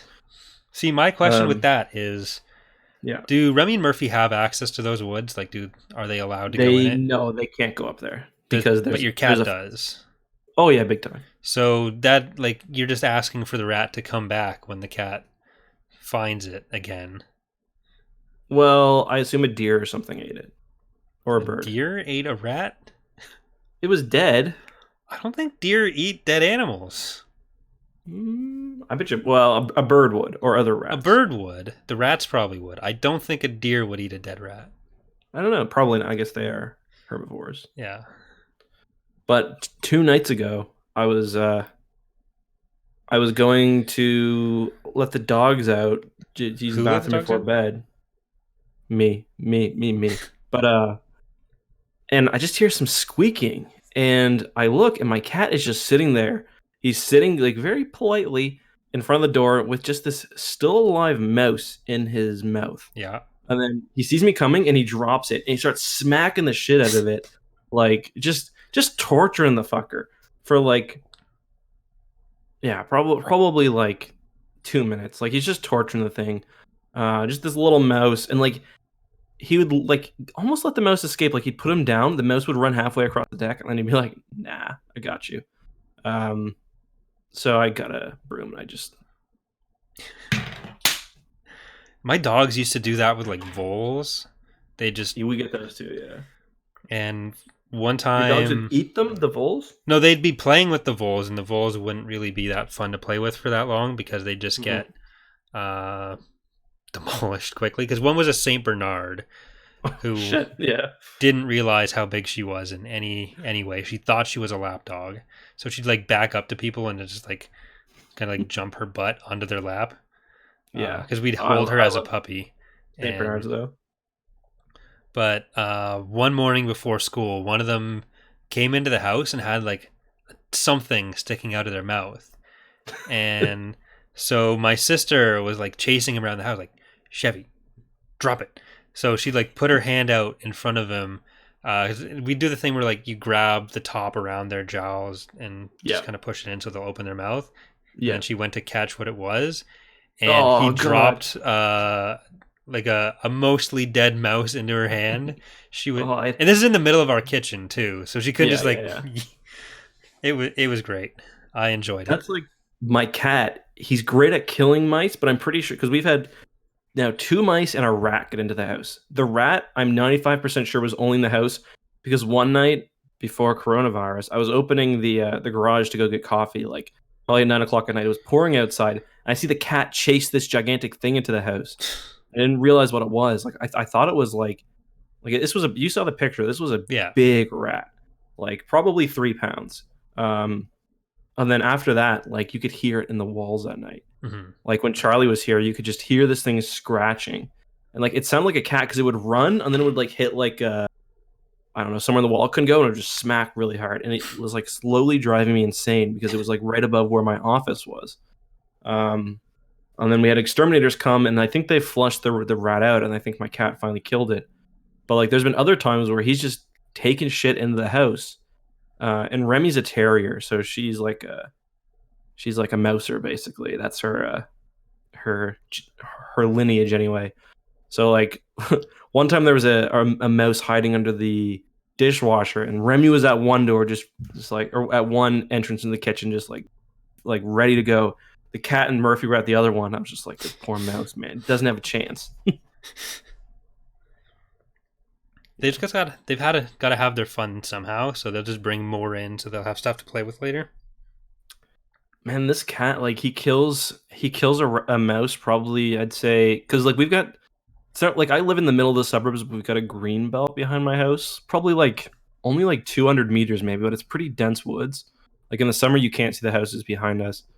And like the cat will bring a mouse home, or a mole, or a vole, or sometimes a rat, probably like once every 2 weeks. Mm-hmm. Wilbur's like, he's a killer. And you know who else is a killer? Kyp Durron? Fuck yeah. There it is. We're so good at segues on this podcast. Yeah. You have to be when we go off topic this much. Yeah. Okay. So I've got a question. When they were having the kind of when the Smugglers Alliance was attacking, like they had the Garrison Moon or whatever, and they got the fleet there. Mm-hmm. There's a character named Shayna. Do you think she was meant to be Shada Dukal?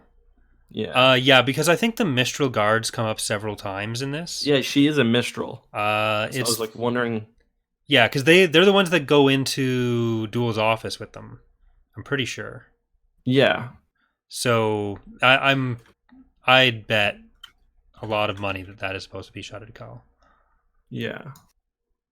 Well, because like I looked it up on the Star Wars wiki, because I was like hoping it would, clarify that, but apparently like that character dies, but I don't remember that actually happening in the Neither do I. on the page, so that might have been something added after. Yeah, I'm pretty positive that it's supposed to be the same people or the same person. Yeah, just a different, like, is it another mistake? Because it's Shayna instead of Shada. Unless it was just supposed to be like derivative of the same character. Yeah. Because it's like the governor that's one letter off and gets their own Yeah. page because it's technically different. Like, come Yeah. on. But I just assumed it was meant to be the same person. Yeah, because it says Shayna and she's Shada, so yeah. Oh well. But so Han decides that he's the only one that can stop Kyp, and 4 chapters later, Han leaves.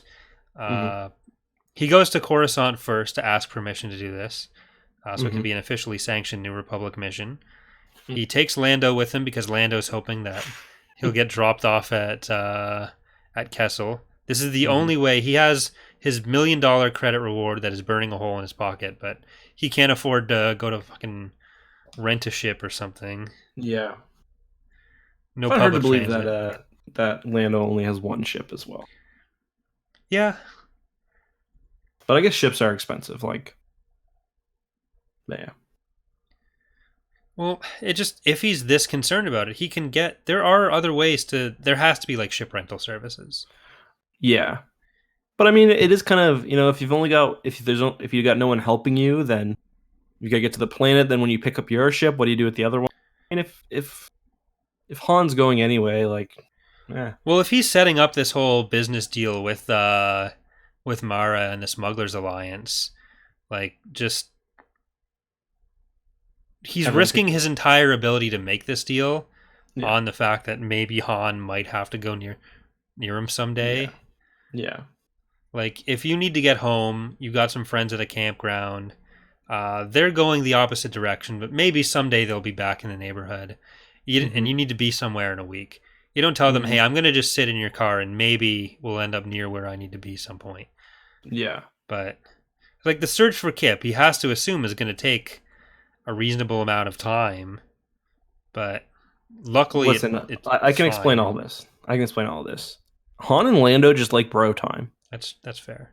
They actually don't seem to, but like I think they because like they're in hyperspace a lot, and like whenever you read Star Wars books, like a lot of it is the characters traveling to and from places. Yeah, like they're definitely like getting fucked up like 2 of those nights in transit. Like that's Han's like, listen, baby, all I got to do today is pull a lever. Like get the ale. So they're just that's probably why they did so many bets for the Falcon, because they're just bored as fuck. If I win this round of sabacc, I get to kiss you on the mouth, Han. I'm gonna be trying really hard for this not to happen. I just showed all my cards. So you're making like a Star Wars Brokeback Mountain spinoff. What happens in hyperspace stays in hyperspace. It's an interesting theory. I don't know if I buy it as much as the Akbar and well, the Lando Han thing has no evidence, and Akbar Winter has all the evidence that there could be without there being explicit penetration. That would be the next level. We're going to have to pay attention to that throughout NJO. Hold on. What did you say? Yeah. But yeah, so they find Kyp and Karita system. They like find him twice, and it's weird. Kyp goes to fire at them. It's a warning shot. No one cares. But Han is like charging up the tractor beam or something, and Kyp finds out, like, oh my god, he's betraying me. Everyone betrayed me, just like how Luke betrayed me by not teaching me how to resist a fucking Sith Lord in the 1 week that I spent at his school. Yeah. So I feel like that's an unreasonable expectation from the first week of school. Yeah, but I mean, to be fair, it's like I don't get fucking exams in Frosh Week either. Like, yeah, it's like this is like fourth year ISU or seminar subjects, and Kyp really is just in Frosh Week. Yeah, I don't even know if he's in Frosh. He's like visiting the university. Yeah. Well, Luke is already calling him his best student long before then, so Did you have Frosh Week, Corey? So I got to my university. So I went to University of Ottawa, and I lived in Niagara. So I got there after the Frosh Week kits were already being sold, and I wasn't sure what my faculty was. So, because I did history and poli-sci. So there's a poli-sci department, there's the arts department, and there's the social sciences department. So I would have guessed arts. See, my degree, though, was joint honors Bachelor of Social Sciences in History and Political Science. So I thought you had a Bachelor of Arts. Interesting. No. So the first place I went to was the Social Sciences one. And they're like, no, you need to go to PITSA, which is the Political Science School. So I went to Political Science thing, and they're like, no, you're an arts degree. So I went to the arts people, and they're like, no, you're a social science person. Oh my God. So luckily... No one wanted you. Pretty much. Sorry. Luckily, my roommate in first year was it was just a res thing. So I had a roommate that was first year, one that was fourth year, one that was third year. So the fourth year was a Frosh Week guide for the engineering faculty. So he's like, you know what? I got some buddies who are selling this stuff right now. Go to the engineering building, tell them you're friends with me, and they'll just sell you a kit. So like, okay, great. It's not my faculty, but whatever. So I got the engineering Frosh Week stuff, which turned out to be a lot lamer. It turned out to be a lot lamer than every other Frosh Week thing. Yeah. And I got there late enough that I missed some of the larger events. I ended up going to like one concert on campus, which was all right. It was a USS. But other than that, it was like the engineering parade where they walk around campus and sing, we are the engineers. We drink a lot of beers. And that's what they did. Yikes. And so I didn't do that either. And I didn't really go to my undergrad one because like I lived at home for undergrad and for law school actually, but like everyone in my class went to either SMU or Dal. Like, and I had a big friend group in university, so like we kind of just did our own thing, I guess. I don't know. And like we would just go to parties or whatever. I went to SMU for undergrad, then Dal for law school, and they're like literally. I don't know if you know, but they're like Halifax, but they're like 5 minutes away from each other, like a 5 minute walk. You can see them. Um, but yeah, law school was fun though. Like that I don't know why I that thought you went Frosh. to law school in Toronto. No, I did articling in Toronto. Didn't go to no U of T. It's just too expensive. but but that one was fun because it was like you pay so much, so they like are kind of you get like lobster dinner one night. There's only like 150 of you too, so it's like it's a lot of drinking, like a lot of just like law school. Like I think it makes a lot of like semi-functional alcoholics because there's like this thing called Domus at Dal, and it's like every Thursday you go to a bar. And it's like literally every Thursday you go to a bar and just get really really drunk, and then it's like the end of the year. It's kind of like a little honored for whoever gets the most, like whoever owes the most money to like the Domus Society because you get drink tickets and stuff. There's like people who owe like literally $1,000. There's a picture in the Domus, somewhere in the Domus office of Peter McKay doing a keg stand. He actually uses that in his campaign promotional material. Yeah, probably. But yeah, so Kyp is upset about what he learned in his Frosh week. And then we get 5 chapters later, we get back to Kyp. This is with his like trial or whatever, where he's brought in front of the provisional council to be told, like, actually, we have no power here. The courts are all busy. No one's charging you with anything. So clearly the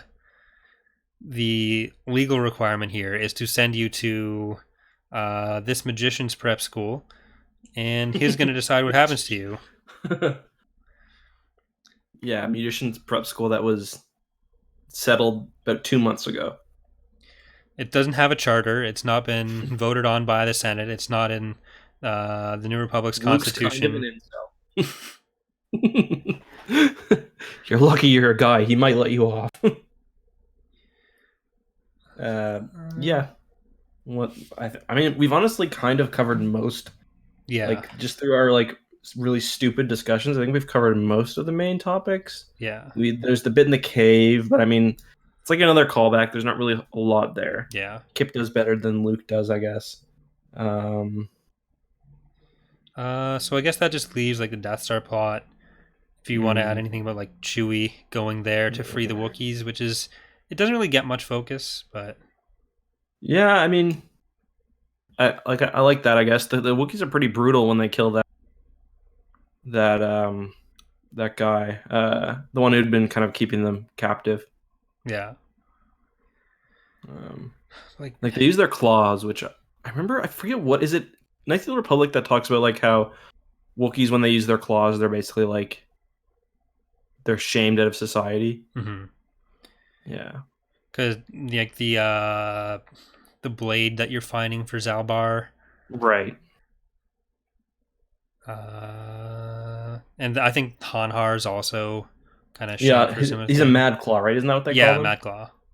Yeah, good shit.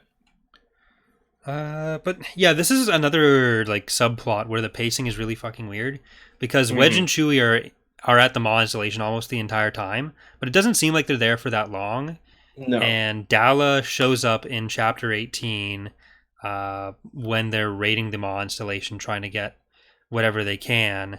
And then the next time we see Dala, we see her in chapter 26 and then chapter 36 when like literally everything's already happened with like the Kyp plot, the Exar Kun plot, and this is when she just starts her first attack run. So there's like a 3-second span almost between the decisions made in chapter 18 and chapter 36 when she's starting to destroy the Maw installation. She destroys the Maw installation and jumps out into hyperspace while that's happening. Yeah, she KC is out of there. Yeah, so yeah, I mean, there's not really much to add. I guess one thing that I always wonder is like, why don't people use more regularly like these medium like assault craft like Chewie uses in this, the gunboats, like they seem to be awesome. Are they like skip rays or? Kind of. I That forget was they're kind of what called I was. Gamma class assault boats. I think Oh they yeah, the are. assault. Yeah. Yeah, so they're even bigger than skip rays. I think they hold like probably 8 people or something. Mm. But because like it sounds like they're basically a bus with like turrets. Because like they've got a bunch of Wookiees like in the back just like firing. I don't know. Like they always seem to be really really effective. But the New Republic never really had a fighter like that. I can't think of one. Like some fighters, like I think the K-wing could hold a couple of people, but like I don't think they had a true gunboat. Really, did they? Mm.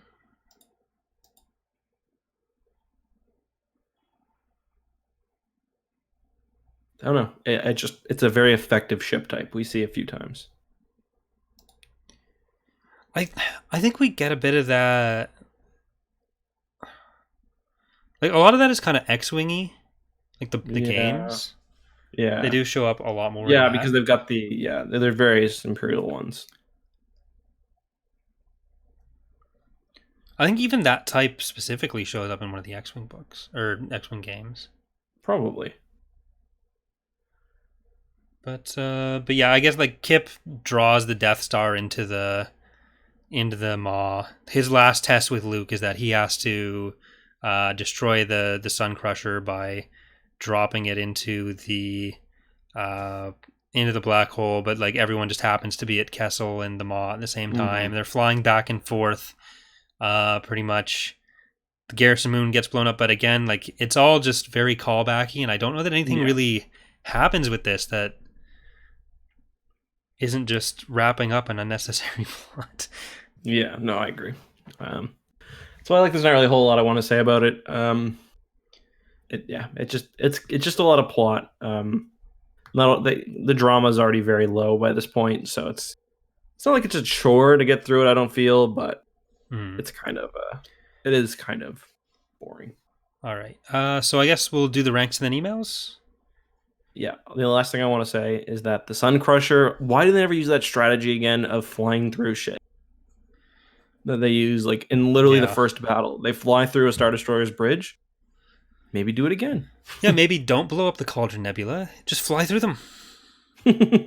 but seriously, like he could have taken out Dala by just flying through the Star Destroyer, and then we wouldn't have had to deal with all her bullshit in like 30 years from now.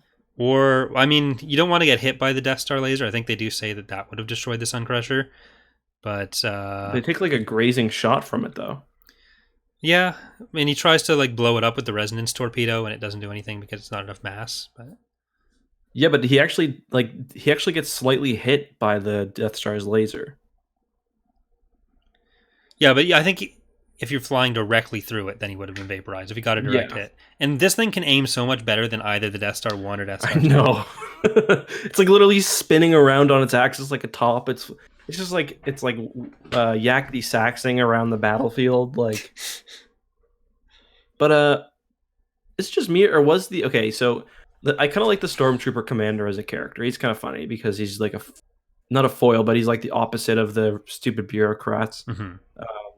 But is it just me, or does the guy actually do a pretty decent job of like tracking Kyp because he actually hits Kyp once when he takes command of the Death Star prototype. So yeah, but like they couldn't even hit the right when they're going for Kessel. They couldn't even hit the right target there. Mm-hmm. Like they hit the Garrison Moon instead of the planet, which I think is supposed to be a fuck up on like who was targeting what. But it's just the fact that they do that and then they hit the Sun Crusher is just, and I think they also hit like a Corvette. It's ridiculous. Yeah, because like there's a really easy way to not get shot by a Death Star and just literally move slowly out of the way. Yeah. So like there's kind of a bit of issue with that. Because this thing is moving way too quickly. Like the Death Star, it should like they get it right in A New Hope. It moves into position by orbiting around a planet, basically. Mm-hmm. Like A New Hope would have been very different if the Death Star prototype was there. It just would have showed up, turned its ass around, and blowed the planet, then probably flown to Coruscant through real space. Well, what really would have happened in Episode 4 is instead of the Starfighter battle, it would have been the Death Star targeting each individual starfighter and blowing it up that way. Yeah, I find it funny too how the stormtrooper captains like put the power. I forget who it is actually. Put the power down to 50%. That should be enough. Like maybe put the power down to like 0.05%, and that should be enough. Considering the thing can blow up a goddamn planet. Like, yeah, yeah. That's all.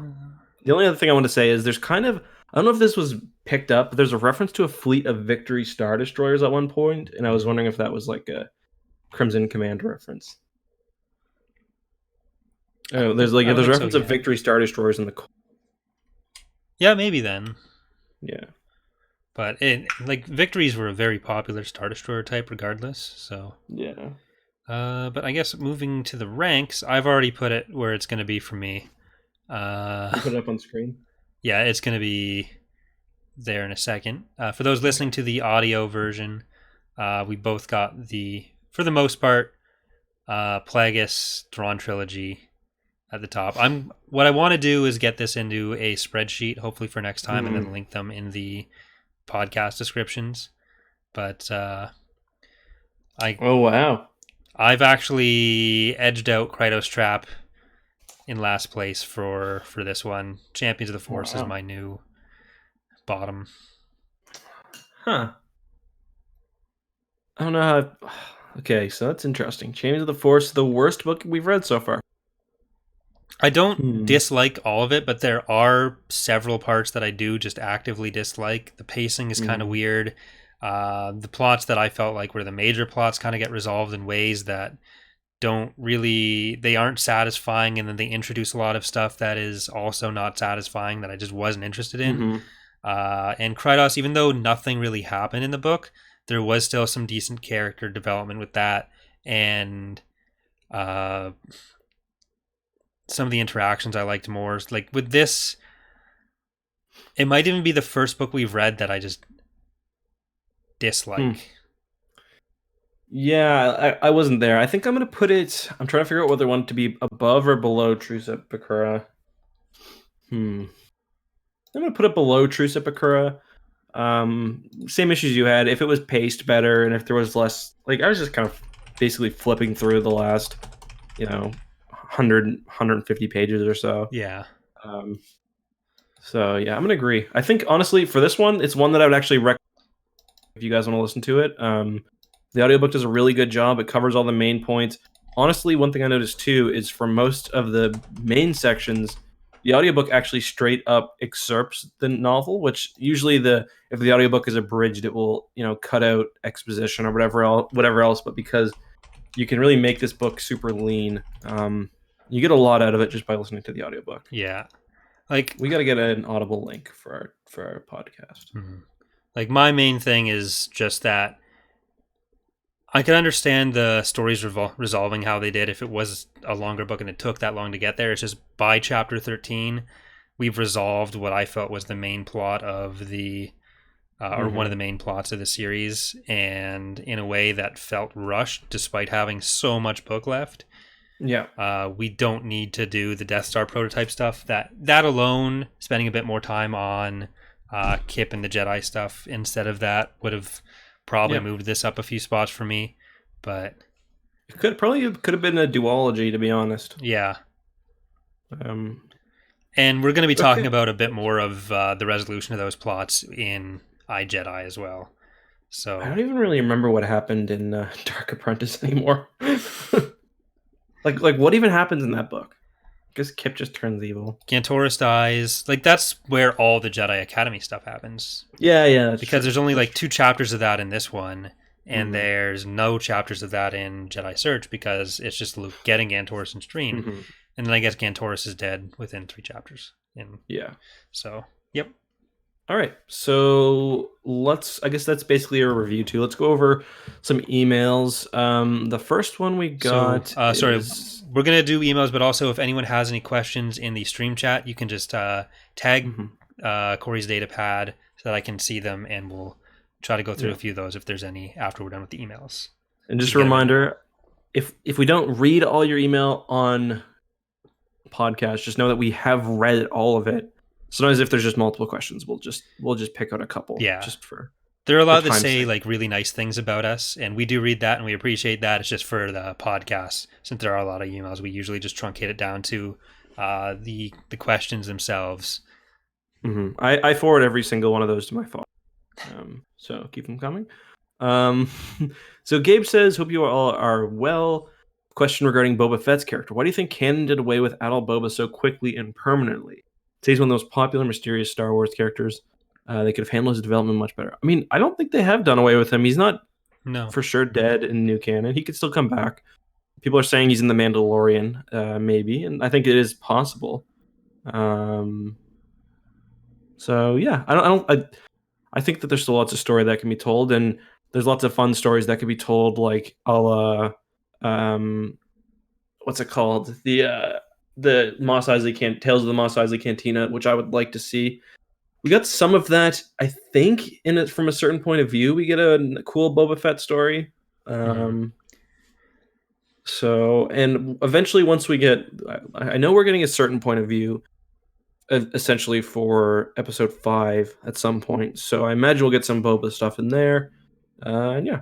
Yeah, like it was just because they haven't done anything with him yet doesn't mean it's not coming. And I think my money or my guess would just be that for so long they were planning on making a Boba Fett movie. And like the Obi-Wan movie turned into Kenobi, the TV series. And I think the Mandalorian kind of grew out of the plans for the Boba Fett movie, turning that into a TV series instead, and then not having it be Boba Fett, instead having it be a Mandalorian. Especially now because he's not really a Mandalorian himself. But that was kind of like what they were going with the bounty hunter thing. So I think Boba will probably be back at some point. I'm also fine with him not playing such a huge role in new canon, and maybe even just having the Mandalorian kind of take some of that role that Boba had as like restoring Mandalore, and having maybe some stuff between Han and Boba, so it's just the personal aspect of it. But yeah.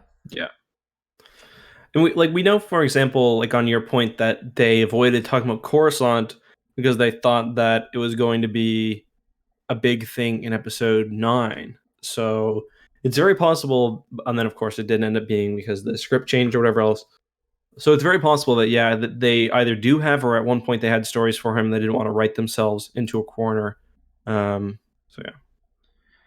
yeah. So our next question is from Alexander. It's so it's generally about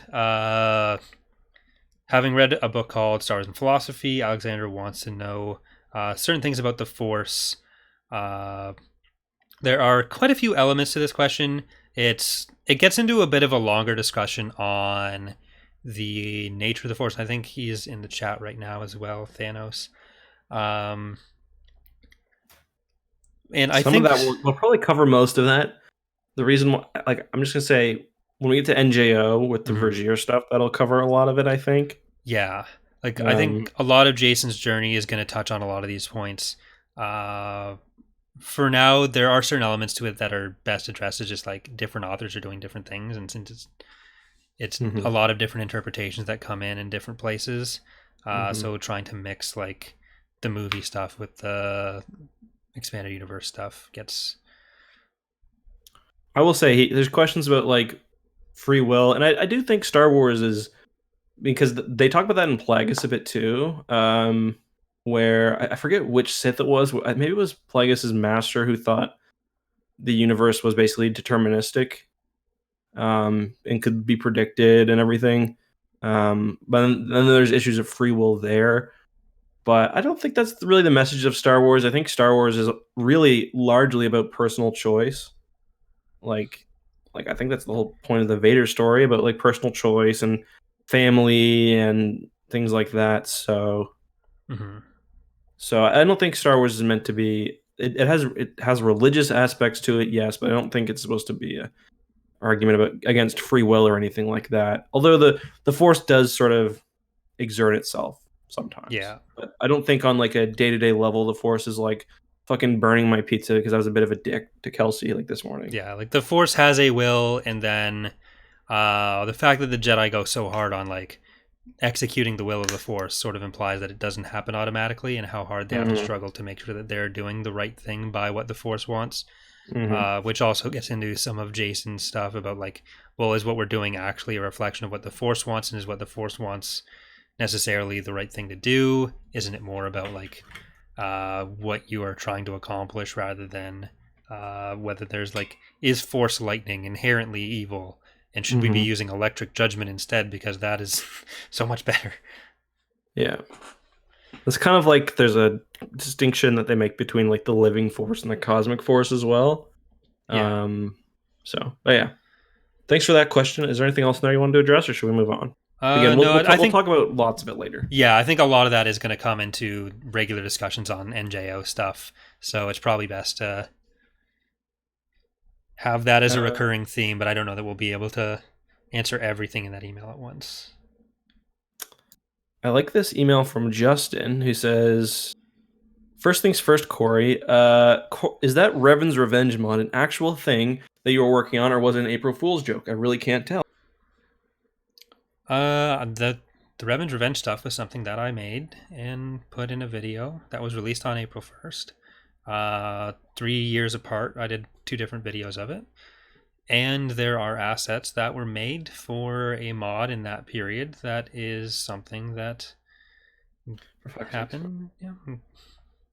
It's something that I'd like to do. We have some prep work for it, and will likely happen at some point. But we are not like actively working towards release. That's by far the most straight answer I've ever heard you give. No one listens to the fucking podcast. I mean, there's 100 people here right now, and we do get a lot of people who listen to podcasts, but it's not usually the same audience, so it's easier to answer that way. He also mentions crack spiders would be a good enemy on Kessel. Yeah. You mentioned how one of the reasons people like the post-Endor era was because we didn't know what was going to happen. Would you say the same reasoning of the Old Republic era? Because we know, while we knew the eventual outcome, there was still a lot of unknown. I personally agree with that, and I think that's one of the reasons I'm a little less excited for Project Luminous, because it's like 100 years before. Yeah. Like, there's not enough time, I think. Yeah, especially, so I think the biggest thing there is less about knowing what happened. It's what scope are the stories on? When you're trying to tell a galactic scale importance type of story, and it's a period where we know what comes out of it, then it's less interesting because we know that the Clone Wars is going to end with the Empire. But when it comes to the individual personal stories in it, and even with like post-Endor stuff in New Canon, we know it's leading towards the First Order. So stories about like Luke setting up the Jedi Academy isn't as interesting to me because we know what happens with Kylo and his students. But at the same time, The Mandalorian is set in that same period. We know what happens on a galactic level. We know that that Imperial Warlord is probably not going to succeed in what he's doing on a galactic scale, but the stuff that happens, like what's the Mandalorian's role going to be within Mandalorian society, what happens with the Mandalorians, what are the individual character arcs that those people go on, that can still be a lot more interesting. Is the Mandalorian like, is it 10 after Endor? I think it's 8. 8, okay. Or I think it's 8 after Endor. But yeah, I mean, I agree with that. So that's a good question. Thanks for that. The next one is from Chris, who says, I've been recently listening to the Star Wars radio drama. I was wondering what your thoughts were on them, mainly the additions made to the New Hope dramatization, as well as the voice of the characters. Most importantly, John Lithgow's Yoda. I haven't listened to Empire Strikes Back recently, but I do like A New Hope, or just the Star Wars radio dramatization, and I like the Return of the Jedi one. And I posted something on Twitter the other day. I don't know, or not the other day. It was a few months ago, actually. Don't know if you saw it, Corey, but it was like Vader's, how different the scene is where he throws Palpatine down the shaft in the dramatization is just so much more extra. Yeah. See if I can find the quote. Vader, Palpatine. But have you ever listened to them before? No, I'm only familiar with them through like individual clips like that. So I don't really have anything worth adding to that. I find the New Hope one especially, I think is really good. It adds quite a bit. Like, you get lots of scenes from lots of scenes from what's his name's point of view. Anakin Skywalker. No, Antilles, Captain Antilles. Hmm. Yeah. Oh, here we go. Here's the quote. I tweeted, the Star Wars OT audio dramas are very dramatic, very theatrical. Palpatine says, Vader, release me, Vader. I command you, put me down. Vader says, I will. Down the core shaft to your death. And then Palpatine says, Vader, I am your master. Then Vader says, Darth Vader's master, but not Anakin Skywalker's. And then he eats him down the shaft. And then Palpatine, as he's falling down the shaft, I am currently plummeting to my death. It is pretty fun though. I don't know, were there multiple dramatizations? Because I think those were the NPR was. I don't know if there was like a BBC one as well. I really don't know radio dramas. And yeah, I can't speak to John Lithgow's Yoda, but thank you very much for that. For that email. Should we move on? Yep. Next we have from Daniel. He opens up with a lot of nice stuff about us. Then he asks, does this trilogy, the Jedi Academy Trilogy, relate to Jedi Knight Jedi Academy? Or is the name more of a coincidence? Which one happens first? We talked about this a little bit. They're not directly related. Some of the same characters are sort of implied to be there. But Jedi Academy, the game, is about up to 10 years later. Mm-hmm. I'm not clear on the exact time, but it is significantly later. Yeah, I mean, Jedi Outcast is much sooner, but Jedi Academy is like right before the Vong War, basically. Yeah, it's very close to the Vong War. It's in the 20s ABY. It's just I'm not sure if it's 20. It might even be up to 15 years later because it's like 24 ABY that the Vong invade, and this is about 11 ABY, 11 to 12. So, see if I can find the. Because like everyone else is a Jedi Knight now, and they're taking on apprentices and everything. So, like Kyle Katarn is a. I don't know if he's a master, but he's at least the knight assigned to Jaden, isn't he? Yeah, Kyle is master by this point. Kyle is Jaden and Rosh's master. Corrin gets an apprentice in it. Oh, apparently we're wrong. It only happened in 14 ABY. Is that right? Academy? Yeah, I guess so. There's no fucking way. I guess so. That doesn't make any sense. Yeah, it doesn't make sense but I just Googled it and. Okay. Well, Star Wars. Weird. Unrelated to the topic of your podcast, if you could recommend 5 books that give me a brief overview of the Post and or Legends, what would the books be? That would be nice. Trying to read the source book is really daunting, if I do have a mid-understanding of Legends. 3 books. Probably do the Thrawn trilogy. In the Thrawn duology, or 5 books, I do the Thrawn trilogy and the Thrawn duology. Yeah. If I had to limit myself to 5. Yeah, because like it's hard to give 5 that don't include the Thrawn trilogy at least, and then, or at least one of them. But then you've got to read all of them if you really want. Yeah, the full picture there. So they're those are basically the bookends. Like stuff does happen before and after. Well, like the bookends for the pre-NJO stuff, and then you can't get into that, like the NJO and the other stuff with only 5 books. Yeah, but there is like. Honestly, the Essential Guide to Warfare does a good job. Other than that, like you can always listen to audiobooks. Like they're much shorter, so it's a little less daunting. But I would just read the trilogy and then the duology, and then figure out whether you want to pluck away at what's in the middle or whatever's on either side, basically. Yep. I mean, Justin really wants to say that you should just read the Dark Nest trilogy. Those are his favorites. I was going to say just read the Truce of Bakura 5 times. But that's only one part of the Siruvi War that's going on in the background throughout the entire period. Yes. That's true. Listen, read the Jedi Prince books, Crystal Star, Children of the Jedi, New Rebellion. Yeah, which I don't think I've ever read. I know I've mentioned that before. I've got a copy. It's mint. It's fucking mint.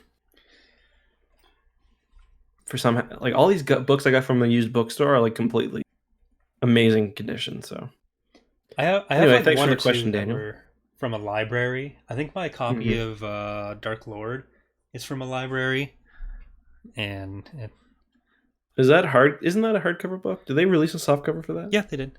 All of Okay. my books I have in softcover except for Outbound Flight and a couple of the Fate of the Jedi Hmm. or Legacy of the Force books that I still have in hardcover. And I think I have everything in Fate of the Jedi and Legacy of the Force, or at least Legacy of the Force in both hard and softcover. Hmm. Awesome. Quite a collection. I couldn't Um. find I couldn't find them when I was looking for them. Like I thought I had all of Legacy of the Force and Fate of the Jedi. I wasn't sure where they were. I found like four of each of them uh in some boxes because all of our stuff was like packed into a barn. Mhm. And then I just bought all of them again in softcover and found the at least some of them. They've got a. There's still more out there. I still have to have some of these books, but I don't know where they would be. But anyways, Yeah, like I've just got like this dedicated used bookstore at my house that's just like has really great shit. Like they get new Star Wars books. Seems like every week they switch. Well, I don't go every week, but every month or so they get new ones. So mhm. a completely new shelf. They also have like probably literally 200 Star Trek books. But yeah, thanks for that question. The next one we've got is from Henry, who says, "I've been loving the podcast. Wondering if you've been given thought to moving past some of the less important novels and right into NJO." He says that there are probably hundreds of podcasts covering some of the older novels. Do we need more coverage of Black Fleet, Crisis, Crystal Star? I don't really know. Are there really that many podcasts that cover like maybe? But I wouldn't say there's any. I wouldn't say NJO's gotten any less coverage than Black Fleet Crisis. Yeah, that probably has the most coverage, and it's kind of important stuff for like the formative years of the universe, and at least for me, part of what I'm enjoying about the reread is like getting all that context. Mm-hmm. So like we definitely NJO is definitely like one of the big flagship series that I'm looking forward to getting to. There's a But lot of payoff if we uh, do all the work first, basically. yeah, because a lot of stuff gets introduced that NJO kind of brings together, and Yeah. NJO alone is going to be a long project. But Like if we don't read the Corellian trilogy, we're missing all the Thraken stuff. For example, we won't know who he is, really. I mean, we will know, but we won't have all that history. That's just like an example. yeah, Same if you don't read Truce of Bakura, like there's like you miss all the Bakuran stuff. It's like each like I'd say pretty much every part of the like every little series in the Bantam era gets at least some shout out in NJO. I'm trying to yeah, think of anything if anything from Dark Fleet really. it like all the I guess some Bantam of the stuff is kind of the like standalone Captain America, Iron Man movies, and then NJO is the Avengers. So Mhm. Right. Good question though, but yeah, I think we'll probably keep the course. Michael asks, will there be any Tapcaf merch? I think we've got to do eventually. We've got to do a like we got to get a proper logo and stuff. After that, I mean, nothing's off the table. I would say. mhm. But yeah, let us know what you guys want. Yeah, right now this is just a passion project, but listen, I'm money grubbing, so Yeah. Well, well, what? no, sorry.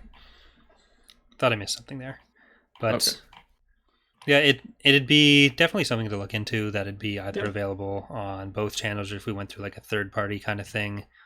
Yeah. Uh, I'd like to get maybe an Audible link too for us because I'm always recommending these audiobooks.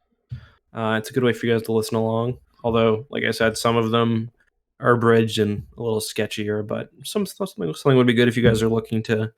There are ways we could get for you guys to support the channel if you're interested. yeah, Right and now, I know Corey has a Patreon. Mine's not active, I don't think, right now, but Corey has one. So if you want to support him that way, you can. Otherwise, just watching the videos and sharing the podcast is really, really helpful. yeah, for me, like the Datapad videos, they only get so many views compared to what Ek gets. So the podcast episodes do about as well as my other videos. So they are a big part of why I'm not homeless right now. So There you go. just make sure that you watch the podcast. Yeah, leave a like. The Yeah, we could definitely get some mugs. We got some sayings or something. I don't know. We'll figure it yeah, we could have some incel Luke mugs going out within out. weeks. But the Tapcaf logo is literally something that Justin made in the space of a few minutes before we started. So Yeah. it might be something where we try to update that a bit more, and then once it's time for us to make our appearance on our first Star Wars celebration panel, we're gonna just show up with so many mugs. Yeah, stickers as well. They'll all be branded as like Star Wars Explained, but they're gonna be ours. And they will be his. Like I'll have just pocketed his, but yeah. We're gonna go to his panels first, buy up all his merch, and resell it for 10% more. Ooh, good idea. Or just steal the merch, I think. But yeah, so there were a couple questions in the chat, just one or two. Gotta scroll up a bit. Die Ghostfish says, I guess Kyp wasn't a New Republic citizen since neither his family's home nor Kessel were in the New Republic, and the crime occurred in Imperial space, so there's no jurisdiction. I think you get inherent jurisdiction if someone commits a war crime. Well, there's also the fact that he was in their custody on their planet and stole the Sun Crusher from the New Republic thing. At the very least, it was a military asset at that point. Yeah. So war crimes have to be handled somehow, and they're claiming jurisdiction over the galaxy. The Empire is an illegitimate government. The New Republic is trying to reestablish the proper Republic, so they'd probably claim some level of legal authority everywhere. And it's not until the Pelian-Gaverson Treaty. I think it's only the Pelian-Gaverson Treaty where each recognizes the other as a legitimate galactic government, though. Yeah, but like the New Republic wouldn't be like if a planet didn't join the New Republic. Bakura, for example, if they weren't a part of the New Republic wouldn't be, inserting their jurisdiction over a Bakuran citizen unless they did a crime in New Republic space or a war crime or something. It depends on how much they consider New Republic space to cover what was Republic space and how closely integrated those planets were within the Republic. So, like how Tatooine I don't think they would at all, to be honest. Like, I don't think they're going to use Republic jurisdiction. I think they'd probably want to. Well, Star Wars legal stuff is never really fleshed out, but the way the Rebellion identifies themselves and the New Republic identifies itself is as the alliance to restore the Republic. They are essentially claiming to be the legitimate galactic government at that point. So especially because of how the Empire refers to the Rebellion as just the Rebellion, and then the New Republic refers to the Empire, I think legally, clearly they don't give a fuck about laws because they think they have no authority as a government in the first place. They give up all legal authority here, but I don't know. There's just a lot of talk about like trying to coax neutral systems into joining the New Republic.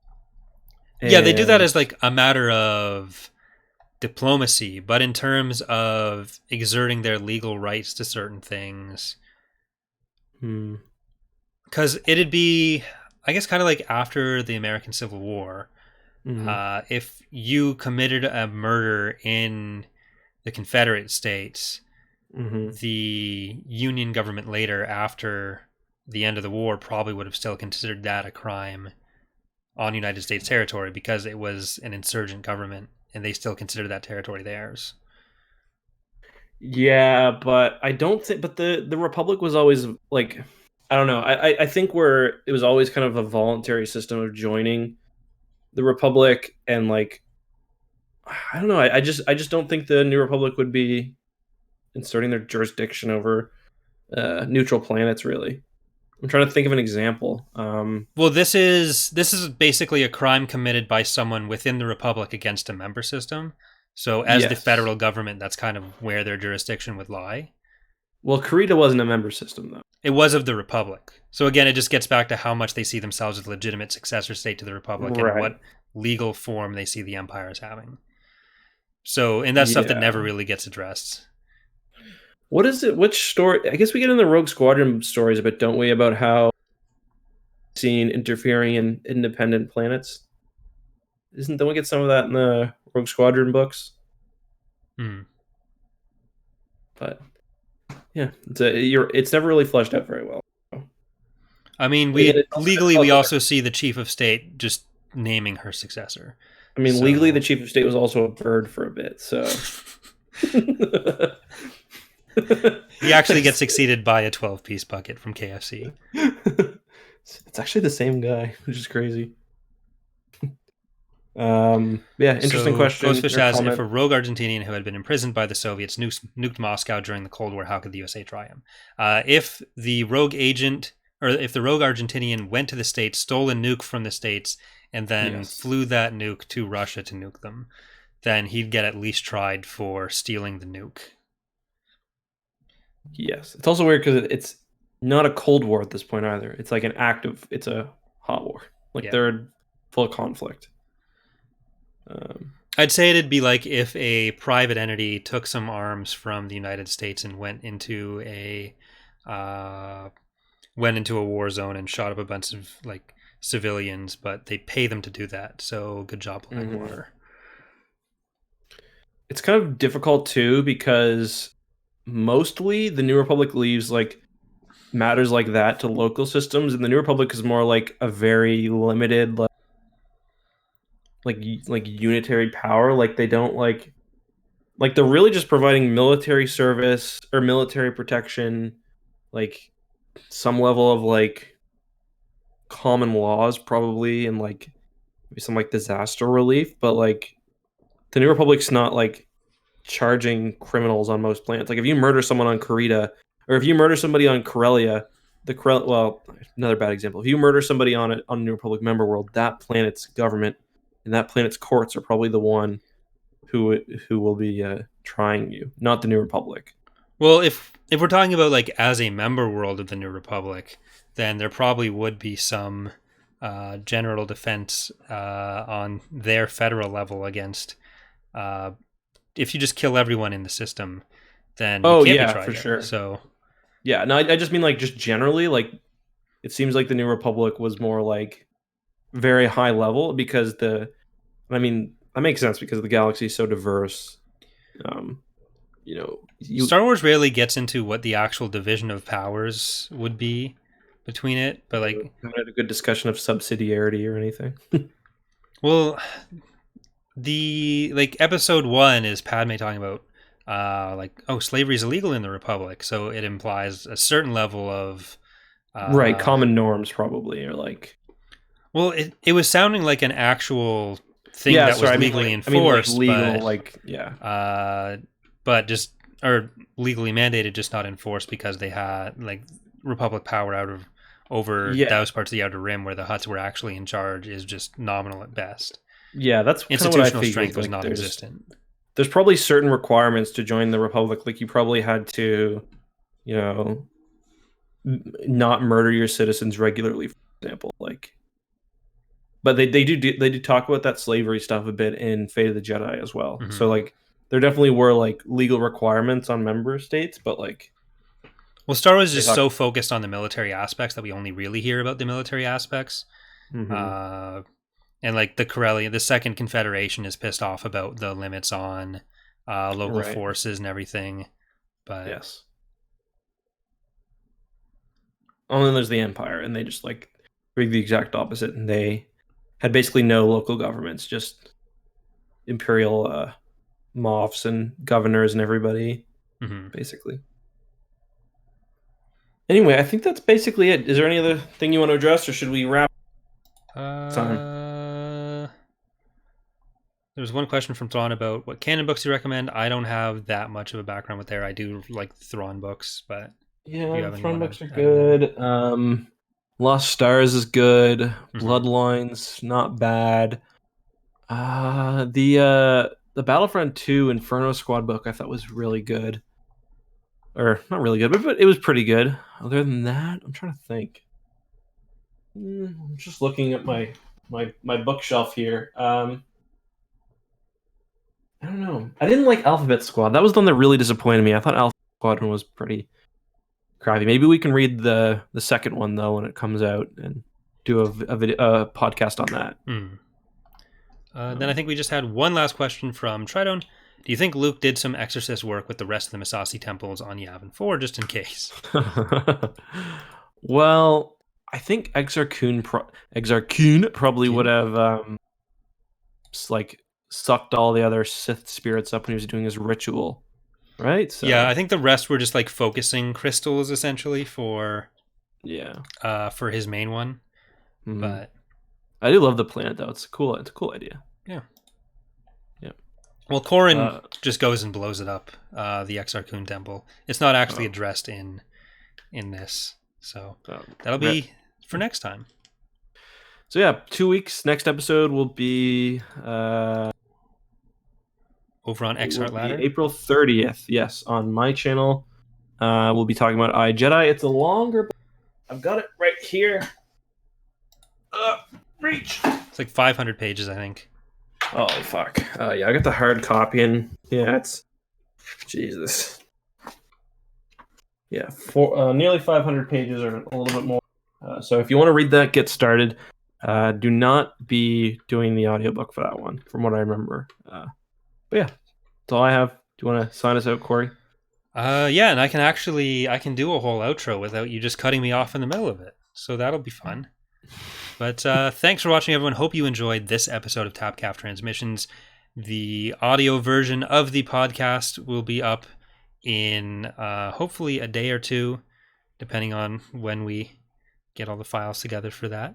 But we've been really shitty at posting those properly in a timely manner, and we're going to try to get better at that. There were also some reports of a few of the episodes not working properly through Spotify, which seems to be a common problem that's been happening with our stuff from Podbean. I thought I fixed I re-uploaded the Back to War podcast because that was playing the Rise of Skywalker review that we did somehow, even though that was months before Rise of Skywalker came out. But now one of the emails we got today was saying that 2 of the other ones were messed up now, so I'm going to check into that. That's annoying because Podbean's a paid service. Like I pay for that every month.